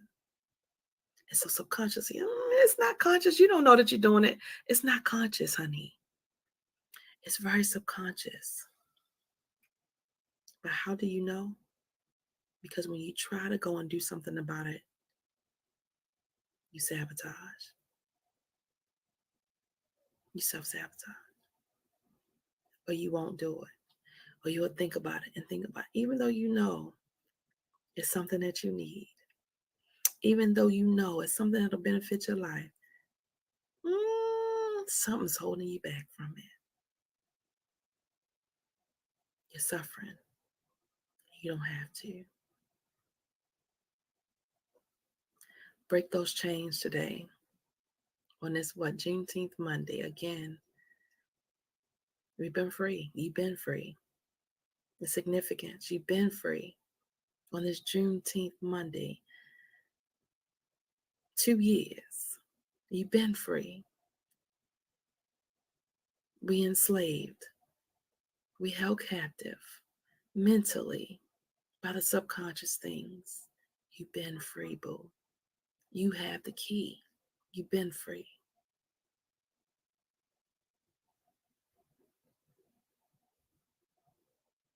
Yeah, it's that simple. It's that simple. If you need help and resources on any of this, please go to my YouTube channel. I have all of the resources there. Go to my link tree. I have resources listed on there as well. And I pray that you get the help that you need, that you start to see yourself for who you are and whose you are, right? Yeah. God did not bring us here to suffer, honey. He didn't. Yeah. Jesus came so that you may have light, have love, and life abundantly. Yes. Yes. Yes. That's it, and that's all I got for you today. Oh boy, I'm telling you, honey, when I don't come on to the lives, I try to give you something because I ain't been here. I ain't seen you. In my country voice, I ain't seen you. Your girl is a little city and a little country. It'll come out, all of it comes out all together. It is who I am, who I'm very proud to be, a beautiful blend of the city, Miss Lillian Newkirk and Miss Newkirk Brown, and the country, Mr. Larry Allen, as I honor my father for all of the beautiful things and everything that he has contributed to my life and to others, and to all of the wonderful fathers out there who are doing, being, going, trying. I see you. I thank you. You are appreciated. To my father, I see you. Flaws and all, I see you. I thank you. I appreciate you. I love you. With every being in my body, nothing will ever change it. In my going, in my doing, in my being, I love you. Yes. Thank you, family. Thank you for joining me. I pray that you honor your father, that you can see some good, even in the flaws. I pray that you can acknowledge if you have something going on in your body. I pray that something was said today that helped you. Because for me, honey, it's not about the masses. I'm coming for the one. So if it was one today that was helped, I did my job. And I'm grateful for that. Yes. So it is your girl, Michelle Franklin, wrapping up. Miss Michelle Allen, D.I., honey. Miss Michelle Allen Franklin, Miss Michelle D.I., Mrs. Divine Intervention. Where is my book? Okay. As we close, I would like to close with this thought, and prayer. This is 365 days of prayer. It is June the 19th. Let's go and see what God has for us today. What is the message of the day? The message of the day today on June the 19th, it says, led by truth. Guide me in your truth and teach me. For you are God, my Savior, and my hope is in you all day long. I know that's right. That's Psalms 25 and 5. That's the New International Version, y'all. It says, Savior, you are the leader of my life. In you I find the freedom for which my heart so desperately longs. You guide me into truth as I follow you on your pathway of peace. You are my help when I am lost, my confidence when I am undone, and my covering when I am vulnerable. Let my heart find its rest in you again today as you fight for me. Let your wisdom be my advisor as I venture in this life. I don't lean on my own understanding today. I yield my ways to yours, knowing that you always see the bigger picture. Where I am likely to fail, even there, your wisdom leads me through. I will keep pressing. I will keep pressing on and pressing until you, as I go about my day. Let me say that again. I will keep pressing. I will keep pressing on, pressing into you as I go about my day. You are my holy help. May my heart take courage in the knowledge that you are with me. And the question of the day is, do you trust God to guide you through uncertainty?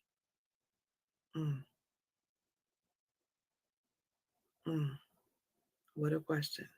Do you trust God to guide you through uncertainty?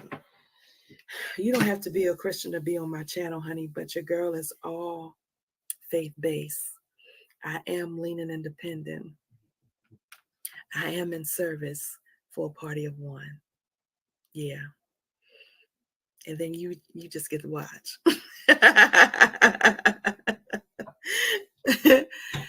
You get to bear witness. Because as I'm talking to you, I'm talking to me. Any and every lesson that I've learned, I just want to share. That is the community builder in me. It's naturally who I am, that I want to share. Because I don't see anything that I've gone through. I don't see any of the crazy. It's just that God, again, it's not a just because God.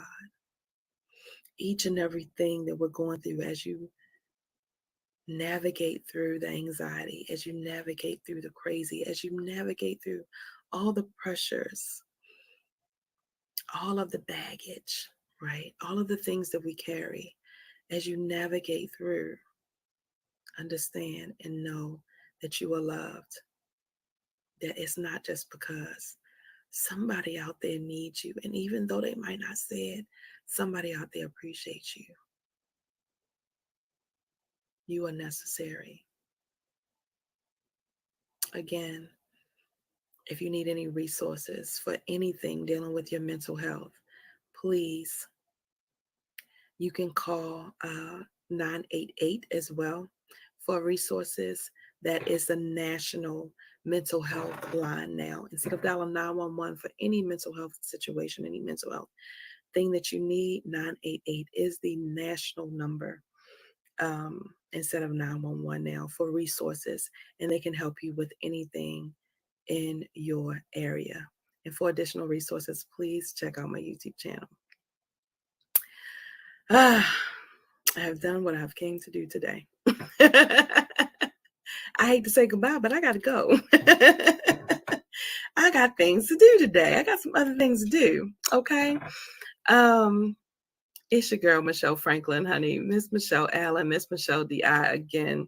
Miss Community Builder, telling you, honey, when you walk in your purpose, which you got to get that anxiety, all that stuff up off you, right? When you walk in your purpose, honey, you inspire others to walk in theirs. That is what I desire to do. I aspire to inspire until I expire, just like Mr. Les Brown. Yeah, that's what I'm doing. What you doing? Have a good one, sweetie.